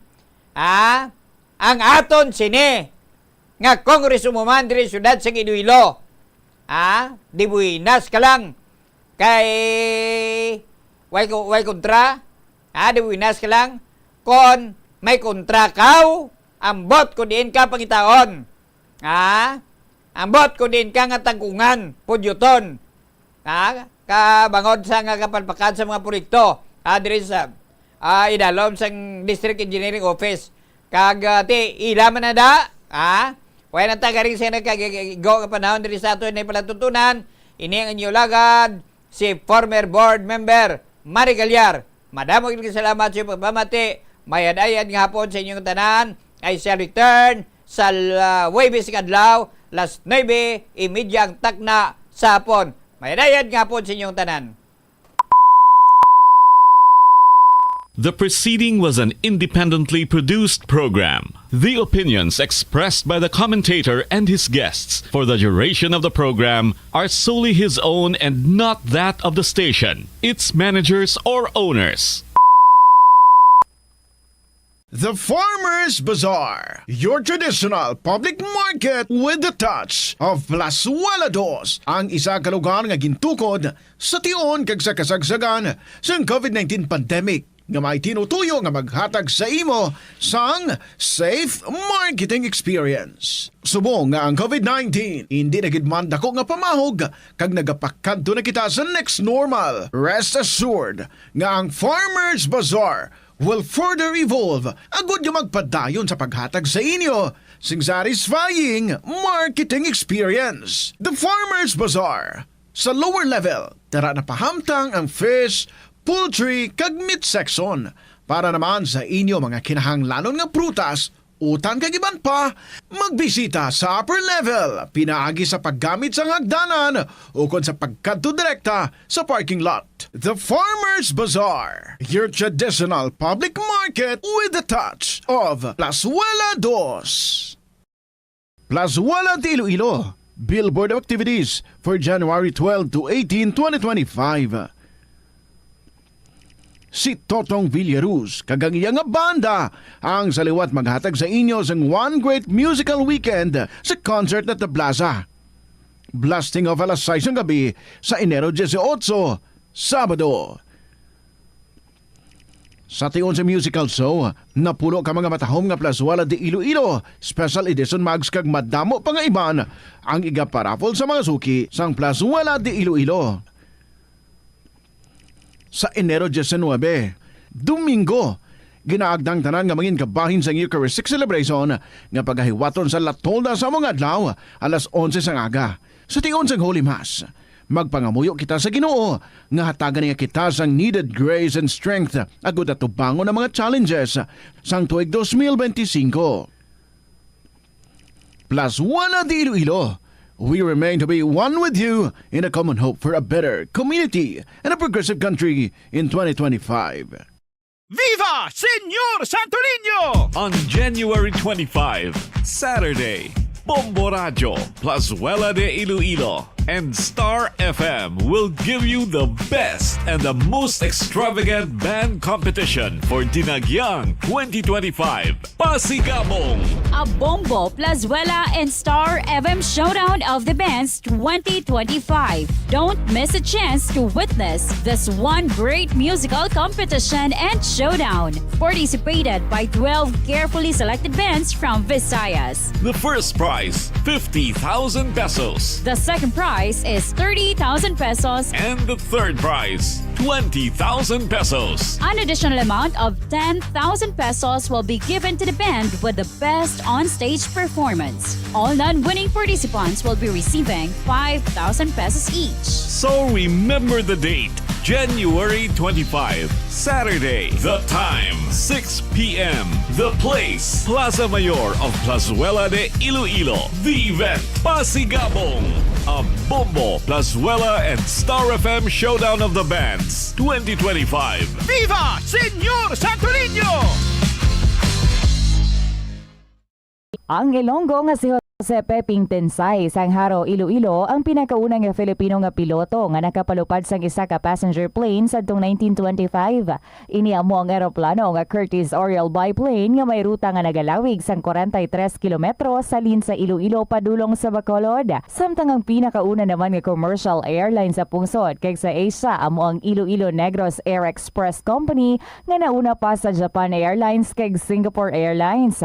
May flight inihalin sa Iloilo padulong sa Manila, Bacolod, Cebu, Davao kag Zamboanga sang 1932 kag padulong sa Hong Kong, Bangkok, San Francisco, Shanghai kag India sang 1946. Bangod sini ginkabig ang Iloilo nga birthplace sang Filipino Commercial Air Transportation. Kabombo! Subong nga naghalog na ang restrictions, madamo na nga mga physical activities ang ginabalik ilabi na mga sports events. Apang maghalong lang ha, bangod kun ka isa, hindi malikawan nga may injury gid nga maangkon. Suno kay Michael Vincent Kayanan, physical therapist, ang ice ang mahimo nga ma-apply sa bahin sang lawas nga masakit sa sulod sang duha ka adlaw. Ang masakit nga bahin sang lawas kaangay sang tiil o kun kamot, ang ihulom sa ice o kun direkta nga butangan sang ice. Pagkatapos sang duha ka adlaw, ang injury ang mahimo na nga mabutangan sang mainit naman nga tubig. Ang pinakaunang nga department store sa Pilipinas ginbuksan sa Iloilo sa 1877. Ini amo ang Huskin and Company nga nahamtang sa corner Calle Real nga karon J.M. Basa kag Calle Santo Niño nga karon Guangco Street. Ginsuguran ini sang British businessman nga si Henry Huskin nga hinablo sang Vice Consul nga si Nicholas Loney kag upod nanday J.C. Huskin, Herbert Peter Huskin, George Menders Saul, A. Ponce de Leon, E. Garcia, kag Gregorio Manuel Loring Sr. Nagbaligya sang magkatuhay nga produkto kaangay sang groceries, hardware, stationery, mga hampanganan, alahas kag iban pa. Paano ipabilin nga matinlo ang ginakaon nga mga prutas kag utan? Dapat nga regular ang paghugas ng kamot nga may habon sa sulod sang 20 segundos bag-o kag pagkatapos mag-uyat sang anuman nga butang. Hugasan sa maayo mga prutas kag utan gamit ang tubig bago ini kaunon o kun isimpon sa ginaluto nga pagkaon. Likawan nga maggamit sang habon o kun bleach o kun anuman nga kemikal sa paghugas sa mga ini. Lutoon sa maayo ang mga utan agud mapatay ang mga mikrobyo nga nagatapik diri. Kung ikaw may ubo o kun sipon, mas maayo nga itugyan na lang sa iban nga miyembro sang pamilya ang paghanda sang pagkaon agud malikawan ang cross-contamination. Ini nga pahanumdom ang ginadulong sa imo sang the number one and most trusted radio network in the country, Bombo Radio Philippines. Basta Radio! Bombo! Isa ka panugyan para makasave ikaw sang kwarta amo nga balon ikaw sang imo kaugalingon nga pagkaon kag tubig. Kung magpadayon ikaw bakal sang lunch o kung mag-order, natural nga salampo-sampo gid ang imo nga balayran. Ang kalabanan nga restaurant meals, take note, unlimited man sa calories, gani daw malayo gid nga mangin healthy ikaw. Apang kung ikaw magbalon, makalikaw na ikaw sa gasto sa kwarta, kag calories, makalikaw pag ikaw sa gasto sa tiyempo. Bangod hindi na ikaw maglakat, magpila, kag magpainit, agod mag-order sang pagkaon. Bangod sina, mas mangin produktibo ikaw sa trabaho o kon sa eskwelahan. Ini nga pahanumdom ang ginadulong sa imo sang the number one and most trusted radio network in the country, Bombo Radio Philippines. Basta Radio! Bombo! Ang Iloilo ang pinakauna nga syudad sa luwas sang Manila nga nakaangkon sang direct shipping lines padulong sa iban nga mga pungsod. Halin sang 1855, nagaserbe na ang Port of Iloilo nga alagyan sang mga international shipping lines nga halin kag padulong sa Australia, Hong Kong, China, Singapore, Europe kag Amerika. September 29, 1855, sang ginbuksan ni Queen Isabella II sang Spain ang Port of Iloilo para sa international market. Mas nangin mahapos pagid ang trade sa tunga sang Iloilo kag Europe, ilabi na sa United Kingdom sang nabuksan ang Suez Canal sadtong 1869. Mga kabombo nga motorista, yari ang mga pamaagi agud makatipid ka sa gatong. Ipasiguro nga yara permi sa maayong nga kondisyon ang imo salakyan. Check yara ang imo nga goma kag siguraduha nga yara sa husto nga tire pressure. Likawan nga naka-idle ang makina sang imo salakyan bangod nagakonsumo ini sang gatong. Buksi ang bintana sang imo salakyan kag magamit lamang sang aircon kung kinahanglan. Kag pagkamaayuha nga mag-commute na lang o kung maglakat-lak. Ito ang Bombo Radio Philippines. Fully digitalized. Numero 1 sa balita, komentaryo, drama at serbisyo publiko. Bombo Radio Philippines. Bombo Radio Philippines. Ang inyong number 1 at most trusted radio network in the country. Basta Radio Bombo! Hello and good afternoon, kids sa inyo mga kabombo. This is Tita Regine. Welcome sa Monday edition sa Sininga Palatuntunan kahapon lamang program. Kamusta man ang inyong weekend? As in, nakapasmile gid sa inyo? Nakapahappy gid sa inyo? Or nakapasimangot sa inyo? I hope it's the first two. Anyway, panugod na naman sa ating nga semana and I just hope you have started it right. Maganda nila, no? Start it with a big bang and don't end it up with a whimper. Dapat bigger bang ang pag-end sa ating weekend. Kag mas namigid kung makashare ka mo sa inyong mga stories diri sa kahapon lamang program para nga may kalingawan kita. And of course, makashare and at the same time, medyo makaparupautuwas kung ano man ang inyong ginabatsyag dira, no? So, paligid nga makashare, makasulat sa inyong mga stories and you email sa bombo_iloilo@bomboradio.info. Pwede man isulat and then ipadala lang sa kahapon lamang program DYFM, Bombo Radio Iloilo, Sky City Tower, Mapa Street, Iloilo City. This is Tita Regine and good afternoon sa tanan nato dira nga mga suki nga mga tagpalamati, especially sa aton nga mga KLP lovers all over the world. Salamat gid sa inyo nga mga istorya nga nagahatag sa aton kalingawan from Monday to Saturday diri sa KLP. So I'd like to welcome you all with a song from Edgardo Miraflor Jr. 2. This is Tita Regine. This is KLP. Good afternoon.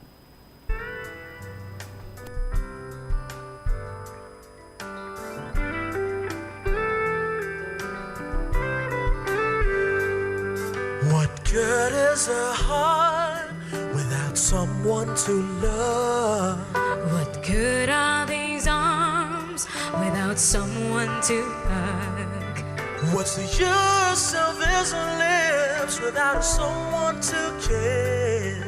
What's good an embrace without the one that you miss? So tell me why ain't got no rhythm, just blues. Who am I? Now there's no us minus you. So tell me what's good and forever without the two and not together. What good good is me without you? What good is the sun when there's no one to hear? What good are these eyes when they're covered with tears? What's the sense of this dreams without someone to share? What good is this life when there's no one who cares? So tell me why ain't got no rhythm, just blues. Who am I? Now there's no us minus you. So tell me what's good and forever without the two and not together. What good is me without? What's good and we without? What good is me without you? La la la la la la la la la.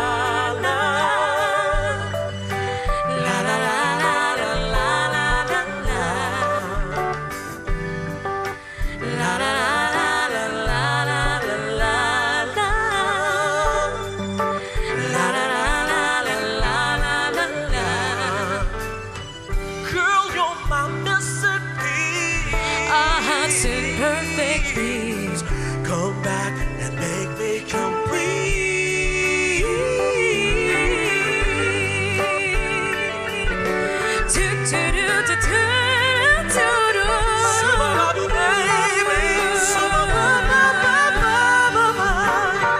Come back, come back, come back to me. Come back, make me complete. So tell me why ain't got no rhythm, just blues. Who am I? No, there's no us minus you. So tell me what's good and forever without the two and not together. What good is me without? What's good and we without? What good is me Without you. La la la la la la la la la. La la la la la la la la. Come back, come back, come back to me. Come back, make my life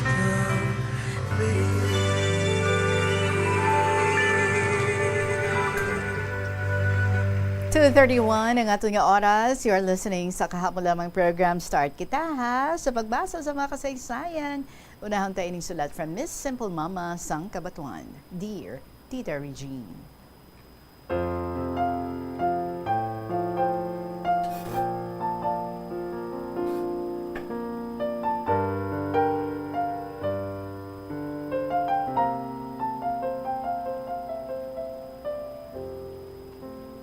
Una sa tanan, maayong hapon sa tanan nga nagapamati sa sininga programa, especially sa imo tita.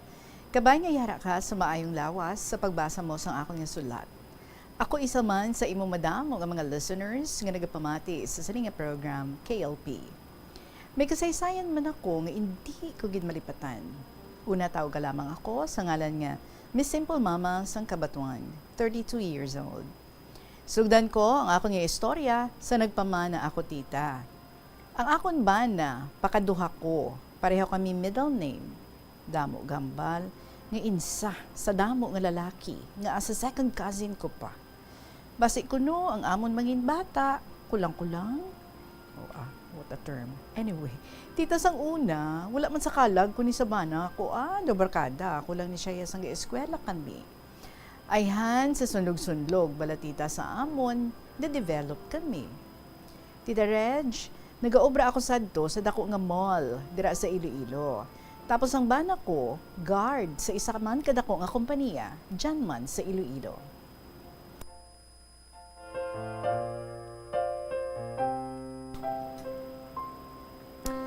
Tita Regine, tungod sa akon bana, nakaobra ako kay siya gaupod sa akon mag-apply kag mag-process sa mga requirements ko. Pito gali kami nga magulutod, puro kami babae. Tita ikaanom ako. Sa nagaobra na ako, tita gapadala ako sa ako nanay kag tatay. Nagpasagod ako sang baboy sa tatay ko, ginayon ko tita, para nga magdamo. Nayon.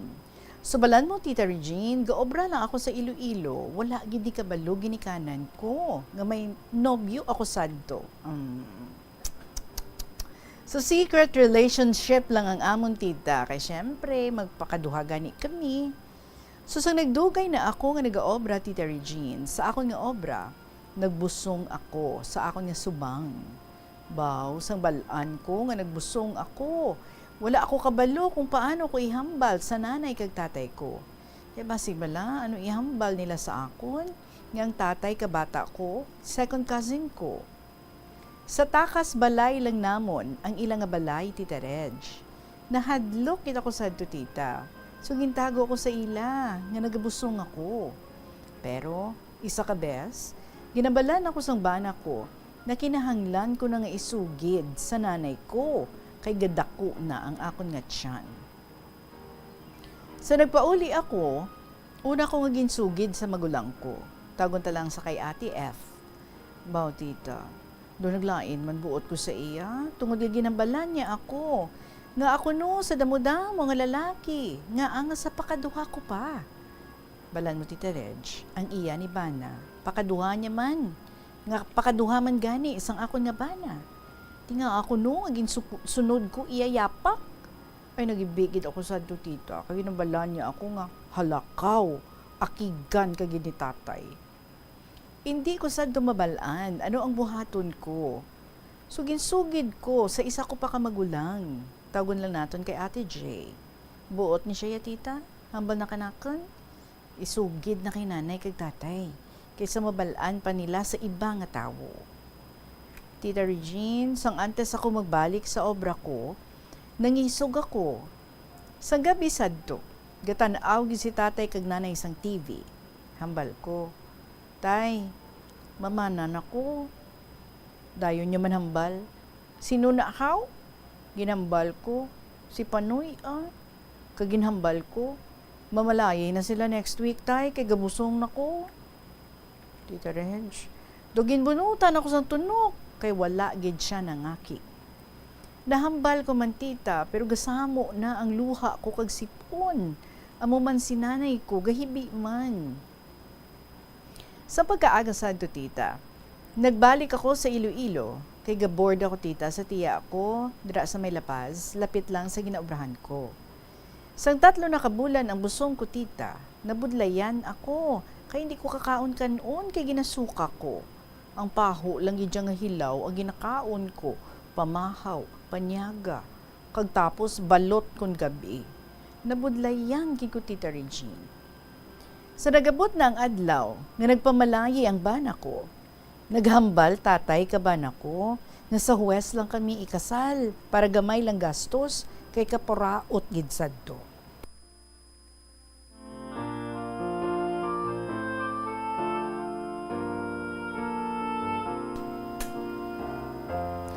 Pero Tita Regine, hindi magpasugot tatay ko. Gusto niya sa simbahan gid kami kaslon. Gani, ginkasugtan nila tita. December 27, 2013. Kay 2014 of May, kabata na ako. Susang dako na tiyan ko tita, tama ako kamaselan. Gani naguntat ako obra, ginpatapos ko lang contract ko para may makuha ako sa agency ko. Gilayon gin-process namon ang papers para sa amon kasal. Sang adlaw gid sang amon kasal tita, nami gilis ang feelings nga ginakasal ka Tita Reg. Happy kag excited tita. Excited ako. So exciting. 5 na sa 2 ka bulan ang ginabusong ko. Balaano na tiyan ko Tita Reg. So natapos na kasal namon, nag-resign ako kay nabudlayan na ako.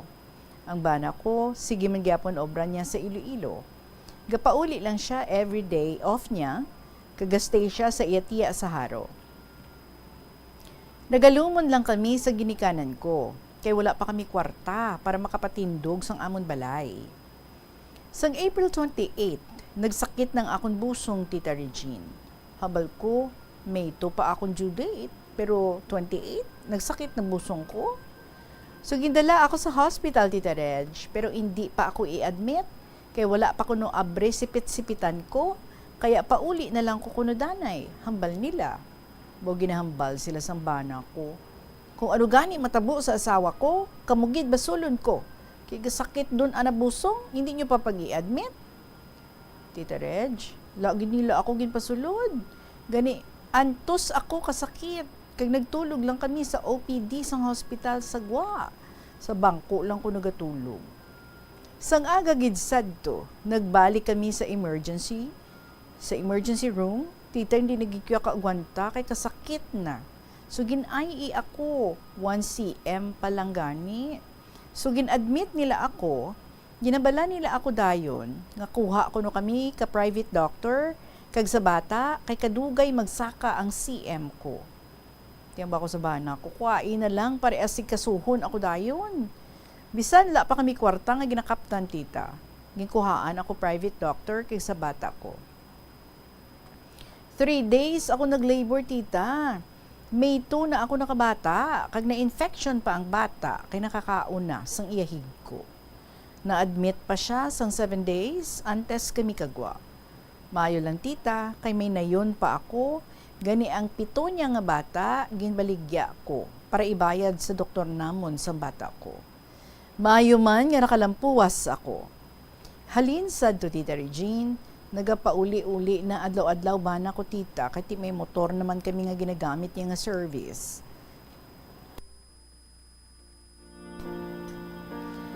Sang nagdako na ang bata namon, nagamat-amat kami bakal sa materyales sang amon nga balay. Una nagbakal kami sin, next hollow blocks, kag semento. Nagpatindog kami balay tita, lapit sa balay kaugangan ko, kay kung sa lupa katatay ko, damo-gamo sa mga kabugtuan niya.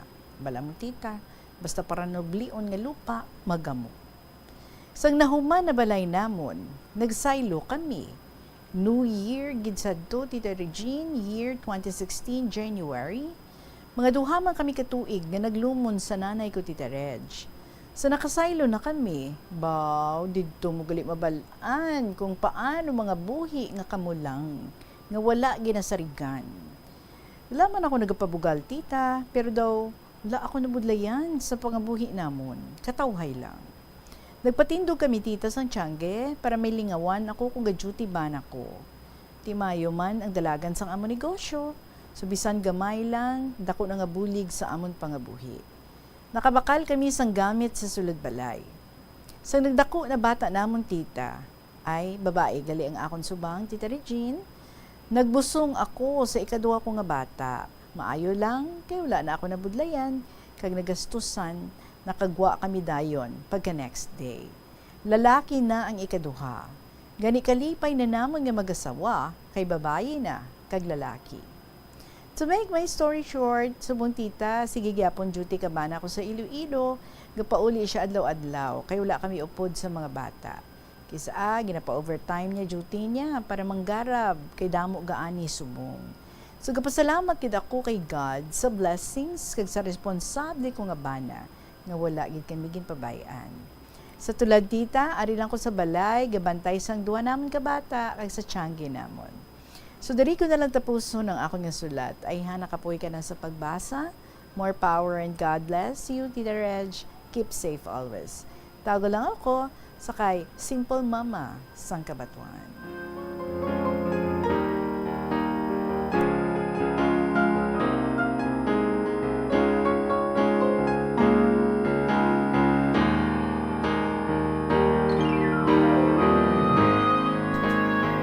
Welcome back no, sa inyo nga pagpangabuhi sa imong nga husband amo na permi no nga nagabuligay gid kamo para nga mag-anlang no hindi na dapat pagpabugotan ang pagpangabuhi, and if ever gid man may ara sa mga trials, may ara nga mga challenges, mas dapat no nga masugot ang inyo nga pagkabtanay sang kamot kag masugot ang inyo nga pagbuligay so that masurpass ninyo kung ano man ang mga pagtilaw nga mag-aabot sa ating pagpangabuhi kay ano na yan given na yan no wala sang pagpangabuhi sa mag-asawa nga wala sang mga storms, so that's why no nga dapat papag-unon nyo gid ang inyo nga relasyon bilang mag-asawa. well, I'd always be praying for the best para sa inyo. Pero amo gani na, no? Kung sa time nga kanay-kanay, okay gid ka mo, dapat, no? Sa mga times nga medyo, kumbaga, madlos ang hangin. Dira gid dapat, nga mas mangin, hugot gid ang inyong pagbuligay nga duwa. Sa tanan nga mga mag-asawa man, no? Hindi pagpabugatan ang mga problema, dapat atubangon nga may pagsalig sa aton nga Diyos. Maraming salamat sa imo, Simple Mama, sa imo gin-share diri sa aton about your life and about your family. Thank you so much. 2:44 ang aton nga oras. Magapanubalik ang kahapon lamang program. Kaupod sa gihapon, si Tita Regine. Sa may ginahaboy na lang nato ng panit. Suno kay Dr. Cynthia Sass, isa ka nutritionist, ang panit sang patatas sa makabulig sa increased potassium intake. Ang potato skins naga-provide man sang source sang iron nga isa ka essential mineral nga ang primary function nagalakip sang pagsuporta sang red blood cell function. Ini nga cells naga-contain sang dako nga amount sang hemoglobin, ang protein nga naga-bind sa oxygen halin sa ginahaklo ang hangin kag ginadala ang oxygen sa bilog nga lawas. Nakahibalo ka bala nga ang color ang makaapekto sang imo nga modo santo sa pagtuon sang American Home Shield. Mayara sang correlation ang color kag mood. Kaangay sang pula nga nagapataas ang blood pressure kag heart rate. Apang mas maayo ang duag nga pula kunyara ini sa kusina bangod mas nagapagana ini sa pagkaon. Ang shades nga blue kag green ang ginaabiso sa mga psychologist nga nagakadapat yara sa sulod sang imo kwarto bangod ini nagapakalma sa paminsaron sang tawo.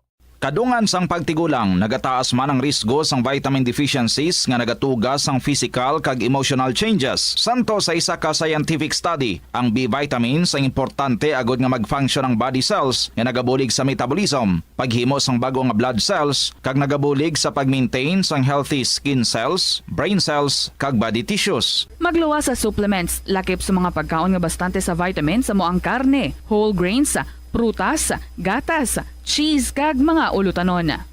Si Captain Jose Cabalfin Calugas ang pinakauna nga Filipino nga nahatagan sang pinakamataas nga pagkilala sang United States Army nga amo ang Congressional Medal of Honor. Natawo si Calugas adtong 1907 sa Leon, Iloilo kag nangin katapo sang Philippine Scouts adtong 1930. Sang naglupok ang World War II, nagserbe si Calugas bilang Master Sergeant sa 88th Field Artillery. Sa inaway sa Bataan Peninsula batok sa mga Hapon sang January 1942, nagpakita si Calugas ang tumalagsahon nga kaisog kag pagkabaganihan sa patagawayan nga nakakuha naman sang pagdayaw sang US Army rason nga ginpasidunggan siya sang Medal of Honor. Gabulig sa paglikaw sa nanuhay tuay nga balatian ang simple nga pagkaon sang citrus fruits kaangay sang pomelo nga puno sang powerful immune boosting antioxidant. Ang pomelo ang puno man sang lycopene, isa ka anti-inflammatory, anti-aging antioxidant nga nagapanami isang supat. Ang duga naman sang panit kag dahon sang pomelo ang natukiban nga makapatay sang cancer cells kag nagapalikaw sa paglapta sini sandig sa test tube studies. Help is available. Pinaagi sa pag-istorya, paghatag sang suporta, kag direkta nga bulig sa nagakinahanglan, mahimo mo gid nga mapunggan ang suicide kag makasalbar sang kabuhi. Santo sa World Health Organization, ang suicide ang fourth leading cause of death sa mga kabataan nagaedad 15 to 19 anyos. Kung ikaw o kung may kilala nga nagasuprer sa depresyon, mahimo nga mag-contact sa National Center for Mental Health Crisis Hotline sa numero 0966-351-4512. Likawan ang mga disgrasya nga dulot sang kuryente. Tabunan o konselyuhan ang mga wala nagamit nga electrical outlets. Ihaboy o kung ipa-repair ang mga electrical items nga may samad nga cords. Hukson sa saksakan ng mga electrical appliances antes ini i-repair. Hindi paghuslo na mga plug halin sa outlet nga ginabutong ang cord kay basi mabugto ini. Hindi pagpunon sa nakasaksak ng mga appliances o kon gadgets sa mga salaksakan. Hindi magtandog sa electrical appliances kung basa ang imo mga kamot. Likawan ang pagsaka o kon pagtandog sa puno o kon sangasang kahoy nga may nagalaylay nga kuryente. Siling nila ang pagpanigarilyo nagapaitom sang bibig. Pero hambal mo naman, wala man ako nagapanigarilyo pero nga ay itom gihapon ang lips ko haw. Yari ang sabat sa eksperto. Suno kay Dr. Jean Marquez, isa ka dermatologist, ang dark lips mahimo nga tugas ang maisog nga habon nga ginagamit sa guya. Nagpanugyan ang doktor nga magamit sang mild soap kag lip balm nga may moisturizer kag sunscreen. Agod protektahan ang bibig kag malikawan ang discoloration. Yari ang mga importante kag praktikal nga mga pamaagi agud makakinot sang tubig. Sa kusina, magamit sang yahong ukon labador sa paghugas sang mga ulutanon ukon prutas. Magdesignar sang baso ukon water bottle agud gamiton sa bilog nga adlaw agud indi magsigi panghugas sini kada matapos ang pag-inom. 58 ang atong oras. Proceed kita sa story ni Inby nga may episode The Couple of Attorney. Dearest Tita Regine.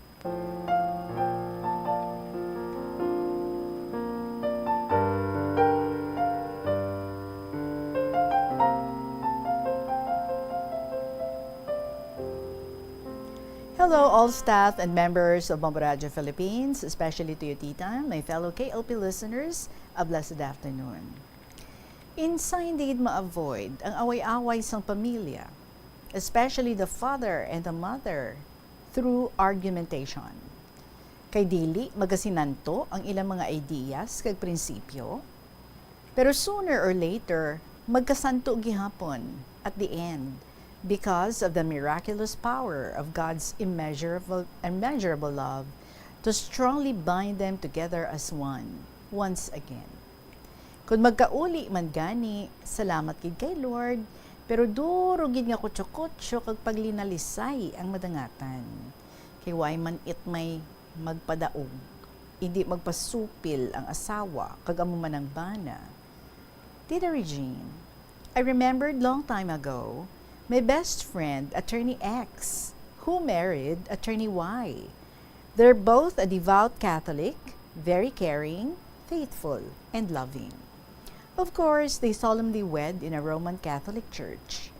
Kanami gid sang ila relasyon at the start nga makita sa mga tao in the community where they are residing. After a year, ginbugayan sila sang Ginoo isa kalapsag nga lalaki, strong and healthy. Murag carbon copy ni Attorney X. Nagdugang pagid ang ila kahirop kag kalipay nga magtiayon. They thanked God for the precious jewel, the fruit of their true love, the little boy, as gift of God. Interval lang isa ka tuig, nanganak naman sila, isa ka bata nga babae. Gwapa man, look alike ni Attorney Y, healthy and strong. Very grateful sila kay Lord nga natuman ang ilaging pangabay sa ila prayer, duha ka anak, isa ka lalaki, kag isa ka babae. Dako gid ang ilang pagpasalamat sa aton mahal nga Dios. Tita Regine, kadasig sang pag-asenso sang ilang private law office. Duro kliyente nagadugo. So, they put up another law office in the province sa lugar ni Attorney Y, while Attorney X took charge of their law office sa city. Their offices were closed every Sunday to worship the Lord. Attorney X went home to the province every first and third Sunday of the month, and Attorney Y went home to the city every second and fourth Sunday. Pero ang duha ka bata, didto gid kay Attorney Y. Kada isa ka bata, ginkuhaan yaya kag tutor nga mag-atipan kag magtudlo sa ila. Why gidaan it problema, for everything was in order. They enjoyed a happy family living. Yet, 'twas unexpected. After 20 years, ang kahuyang ni Attorney X, naunay siya tentar sang iya man lang nga sekretarya. Nag-umpisa uy-uy ang kita sang law office sa city, kag permi irritable si Attorney X kung magpauli sa probinsya. Gamay lang ang stinky maglalisay sanda ni Attorney Y. Dako ang katingala ni Attorney Y. Nagbag-o ang kinaugali niya. Gani, ginpanidaan ni Attorney Y secretly kung ano gid ang kabangdanan. Nag-surprise visit siya sa law office sa city, kag tuya, nagsugod ang pagsuspetsyon niya sa sekretarya ni Attorney X. Daw sawaay lang sa iya kahit hindi pa sapat ang ebidensya. Nahasol siya, hindi na makatulog. Nagkanto siya sa ila parish priest na ngayo advice kung anong himuuna. Si Padre naghambal, patawhaya ang imo huna-huna. Ipangamuyo sa aton mahal nga Diyos, iistorya mo sa iya ang imo panagupnop para masanagan ka kag mangayo bulig nga masulbar di ang problema before it will be too late. Hindi ka pagpabayan sang aton Ginoo. Hugtagid ang imong pagsarig kag pagtuo sa iya. Don't worry, He will help you. After 5 kaadlaw, nagpasiti naman si Attorney Y, diretso ng grocery kag nanyaga sa restaurant. Tuya, akto na dakpan gid niya si Attorney X, kagangi sekretarya nagapanyaga. Kasweet sa ila nga nagahungitay pa. Just imagine, daw malipong si Attorney Y nga nagapungko gahulat sang order niya. Tapos kaon nila Attorney X, ginpauna niya ang sekretarya sa opisina. Kag nasiplatan ni Attorney Y, ito nagabusong na ang sekretarya. Dayon gikadtuan ni Attorney X si Attorney Y, nga nagahibi kagambalan nga kung mahimo, hindi mag-eskandalo. Waay na si Attorney Y magkaon, ginpaputos ang iya order kag maghimos pa uli. Ginkarga ni Attorney X ang grocery sa ila service kag idulong pa uli si Attorney Y sa probinsya. Didto sa ila balay, puwerte ang ila away. Witness ang duha ka bata ngang ila iloy kagamay nga abogado kag abogada do nagahiring lang sa korte nga masig isa sa ila mayad gid magpalusot kag magdepensa. Hasta ang duha ka bata nagahiribion paghambal ni mami nila nga mag-file siya sang legal separation. Hindi nagid siya kay daddy nila. Karon, kay di gusto ang mga bata nga magbulagay si mami o daddy nila, naghambal si mami nila. Gin gusto dyan ni daddy ninyo nga buslan niya ako sang iba. Gani, magpahilayo na lang ako. Sabat ni Subang nga bag-o pa nakatapos sa komersyo, kag paano kuno kami mami? Ako, makapangita na sa trabaho, kay nakagraduate na. Pero paano si Agot, nga nag-eskwela pa, kung imo kami bayaan? Puwerte hiribio ni Agot nga nagtugda. Hindi ako gusto, nga bayaan mo kami, mami. Hindi kami ni Subang idamay sa sala ni daddy sa imo. Kung ang desisyon mo magbulag kay daddy, bulagi. Pero hindi lang gani kami pag-ulamida.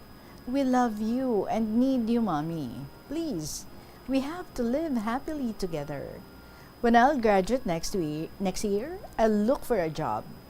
Nagsabat si Attorney X, hindi ko kamo pagpabayaan. Samtang diya pa kamo sa poder ni mami ninyo, padayon ang pagsuporta ko. Mga anak ko, hindi ko mapirit si mami ninyo kung bulagan niya ako. Gani, magpahilayo na lang ako. Stay safe here with your mommy. Butaanan ka mo, and God bless you. Waay makapugong si Subang, nag-hysterical.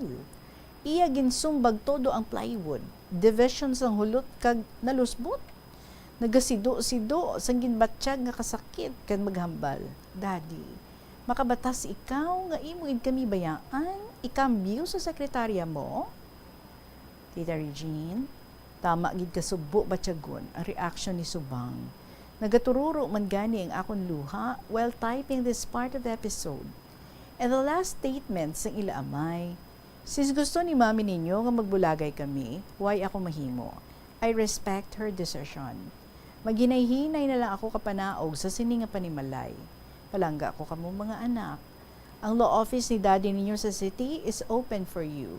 You can visit me there anytime. Love you. Take care. Goodbye. Ay, kaano-ano man ang namatyan. Kung pamatian ang pagtrio sang ila paghiribi, pagpanaog sang ila palangga nga amay. Tita, nadayon man gani ang pagbulagay sa mag-asawa nga attorney, pero waay legal separation.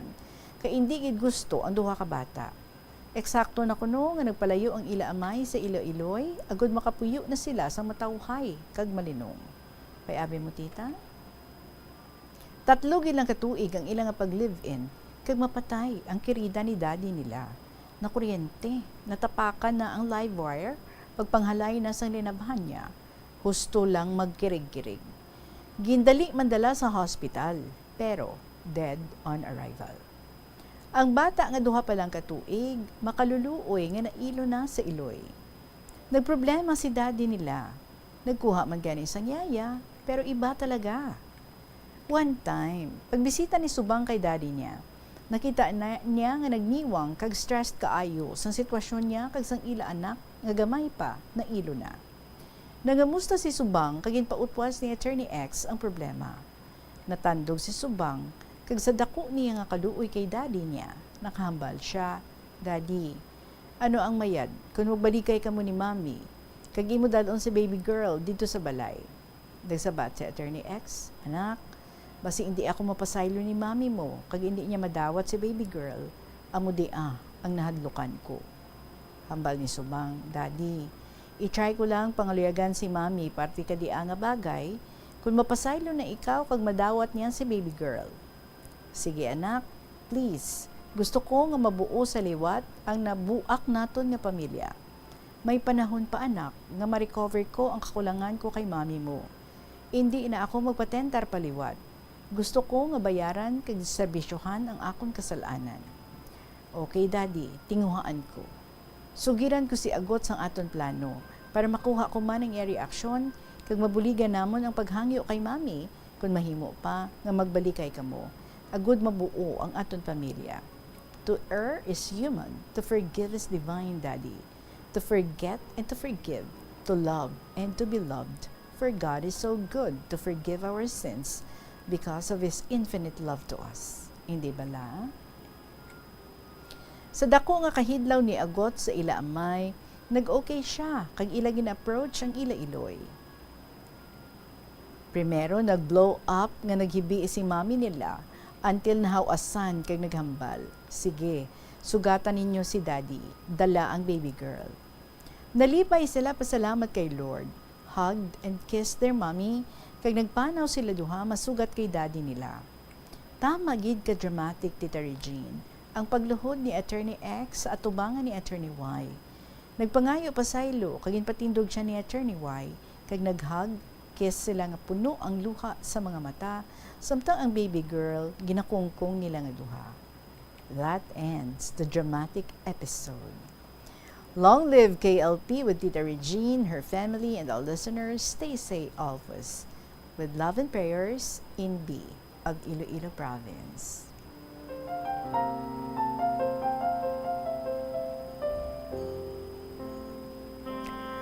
If you give Gidmano another chance, because indeed, all of us, we all deserve a second chance. Why?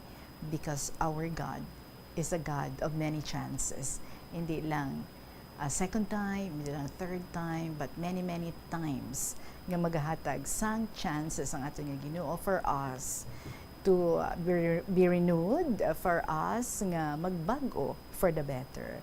We're very happy para sa kay Attorney X and Attorney Y.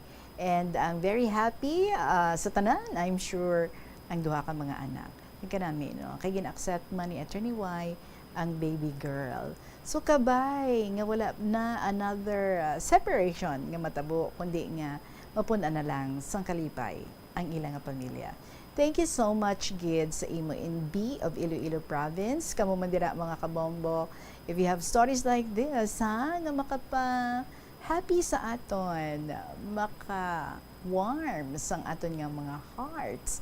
Pwede nga ma-share ang ilang mga istorya, paki-email sa bombo_iloilo@bomboradio.info or isulat sa gihapon ang inyong gustong i-share diri sa KLP and then ipadala lang sa kahapon lamang program, DYFM, Bombo Radio Iloilo, Sky City Tower, Mapa Street, Iloilo City. Sa kay OFW Moms ang pabiya, may gin-email ako dira sa imo, palihog na lang open sa imo nga inbox. And please reply ang akong dira nga gin-email sa imo. Salamat, Kid. Magasunod na mga kabombo, ang inyo naman paborito nga mga dramas kada hapon diri sa Bombo Radio Iloilo, Tuyang Ermitanya, Provincial Jail, kag Dear Diary. So enjoy. Ako naman magkabalik boss. Salamat gid sa inyo tanan sa gihapon ininyo alagad si Tita Regine para sa kahapon lamang program. Good afternoon and God bless.